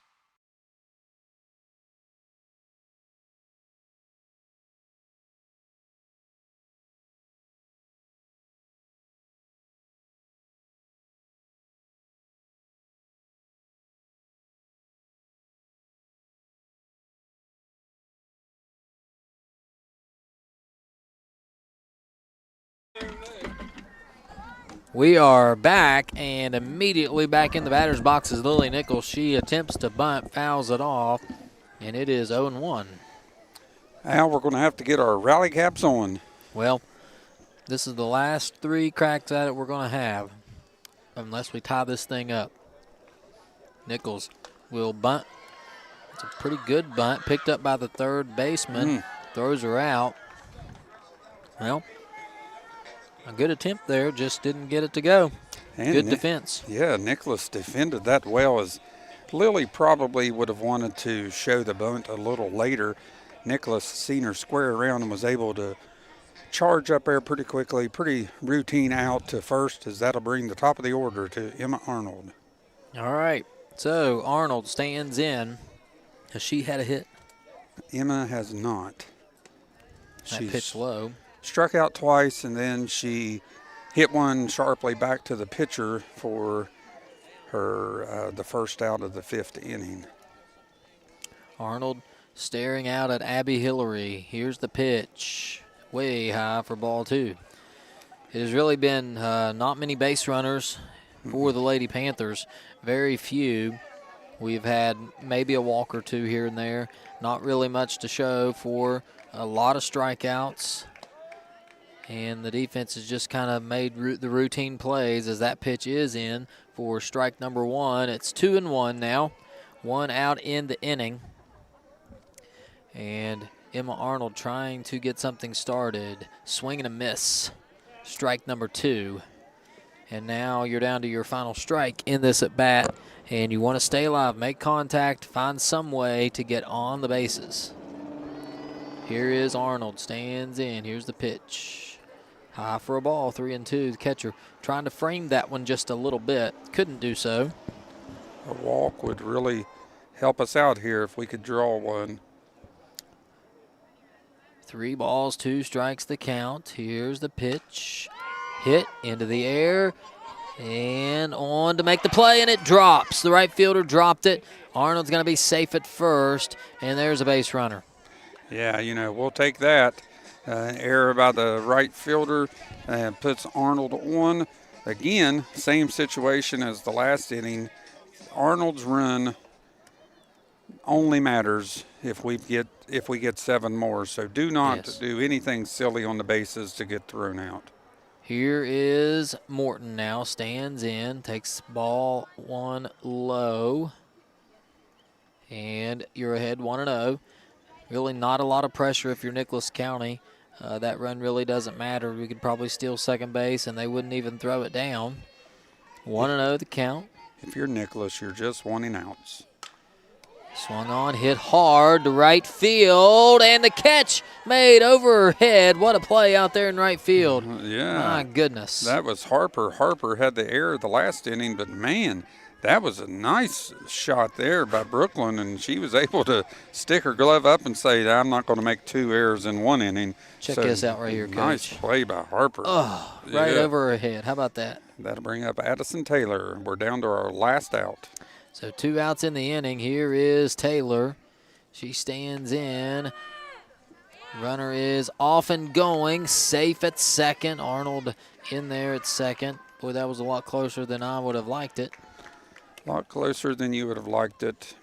A lot closer than I would have liked it. Probably a lot closer than Emma would have liked it. Yes. And that pitch was high for a ball. 1-0 the count to Addison Taylor. Here's the next one. Oh. Swung on, hit foul. Over there near the on-deck circle, again off the hands. It's 1-1 the count to Addison Taylor. Addison, the first baseman, comes in, and I don't have our batting averages right here. I was going to see what her average was before this game. Addison's batting average is .643 before this game. I think a lot of averages will take a hit. Oh, look at that. She'll get a hit, and then it gets by the right fielder. Addison may score. Around third and scoring is Arnold. Addison rounding second will have to hold up at third as we'll give a hit and an error. And that will mean we have 2 on the board. How about that? Yeah, that will take that, as that'll bring up Riley Murphy. Addison reaches third. I thought, man, she was as fast as she is. I thought, oh, man, she may score when the ball got past Harper there in right field. Here's Murphy now standing in. Here's the pitch. Outside for ball 1. 1-0 to Riley Murphy. And if she is able to reach, it'll be Hannah Gandy, followed by Layla Parker. But with 2 outs in the inning, Panthers got to have a lot to happen here. Murphy looking in. Here's the pitch. Outside again, ball 2. Oh, no. And now we've got Addison caught off third base. And that's how the game ends. That's not what you want to see. Nope, that's something she'll learn from as she'll go back, and they'll tell her that that run doesn't matter if you get off the base, so don't do that. But lessons learned, and that is how the ball game ends. It is a final score of 8-2. Nicholas defeats Clay County. We'll take a quick break, and when we come back, we will have some final stats for you. Thanks, folks, for tuning in. This is WVRC Clay County Sports. Geno's is spicing things up with 2 new specialty pizzas featuring our new hot honey sauce. Our hot honey pizza is topped with red pepper flakes, sliced Italian sausage, jalapenos, and onions. The sweet heat pizza features slices of Italian sausage, green peppers, and onions. Both are drizzled with our signature hot honey sauce. Hot honey, it brings the heat. Sweet Heat, the perfect balance of spice and sweet. 2 bold new flavors, available for a limited time at Gino's Pizza and Spaghetti House.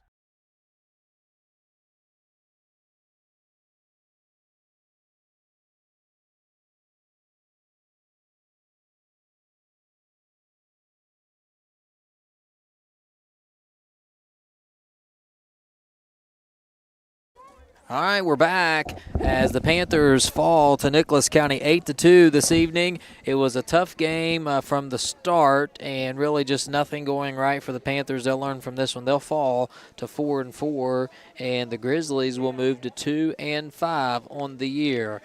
Coach, we've talked it over here. Actually, before we do that, do we have a rundown of maybe the scorebook of what happened this evening? Yeah, we got Emma Arnold checking in at 0-4. She did reach on an error, stole a base, scored a run, struck out twice. Brooklyn Morton, 1 for 4, scored a run, struck out, got robbed on that nice play by Harper there in the last inning. Addison Taylor was 1 for 3, did have a walk and a stolen base. Riley Murphy was 1 for 2 with a single and a walk. Hannah Gandy, 1 for 3 with an RBI single. Did have a strikeout. Layla Parker, 0 for 2 with 2 strikeouts and a walk. Roxy Schoolcraft had a walk and a single and 1 for 2 on the day. Lainey Sears was 0 for 3, wasn't able to make contact as she struck out all 3 times. And Lily Nichols was 0 for 2 with 2 strikeouts. Brooklyn Morton pitched admirably as she pitched 7 innings, gave up 6 hits is what I have her down for, and 7 walks, which is probably more than Brooklyn would want to give up. And she did have 6 strikeouts on the day. So, tough one for the Panthers. As far as normal, we are going to pick a Clay County Schools player of the game. And, Coach, I think we both agree on this one. One that has played surprisingly well in a spot as a freshman, coming in and doing a lot of good things, and was 1 for 4 tonight, and also played the position really, really well out at second base, and that is Roxy Schoolcraft, will be our Clay County Schools player of the game this evening. Yeah, Roxy very steady at second base as they had a handful of balls hit over to her, as I can go down through here and try to count that up real quick. But Roxy, as you mentioned, she was 1 for 2 on the day with a walk and a single. And Nicholas tried her all night long trying to hit the ball to her. Looks like 1, 2, 3, 4, 5, 6 times they hit the ball at Roxy. And Roxy was able to play her second base to perfection. So yep. WVRC player of the day for today would be Roxy Schoolcraft. All right, folks, thanks for tuning in. Congratulations, Roxy. Panthers will look to get back on the winning side of things tomorrow. Both the baseball and softball teams will be on the road at Roane County. We are planning to cover some baseball action tomorrow. We'll keep everybody updated on times for that as well. It's supposed to be a chilly one, so if you're not planning to go out to the ballpark, you can watch us live on WVRC, and barring any setbacks, it is a road game, so give us some grace as we try to get equipment out there and cover these games as best we can. We will try to do that for you as best we can. That's tomorrow. Both teams will be home again on Thursday, and then Saturday to wrap up the week, there's a home softball game here as well. So looking forward to it. Panthers have a tough one tonight, but that's the way it goes sometimes. Coach, thanks for joining me. We appreciate it. I think we did a pretty good job. Oh, yeah, it's always fun, especially as you look out into the outfield. There's kids out there playing. There's girls out here playing softball. Just a great atmosphere for all of those who are not in attendance, able to watch, Yes. their little leaguers down there taking batting practice. And the girls, came out, played as well as they could, but Hillary was just too much for us on the mound tonight as she struck out, 11 batters, Nicholas County. And Nicholas has a good team. I think we got a nice young team that's only going to get better. Yep. All right. Well, thanks, everyone. We appreciate you joining us. Thanks again. We'll see you next time tomorrow right here on WVRC Clay County Sports. Have a wonderful evening.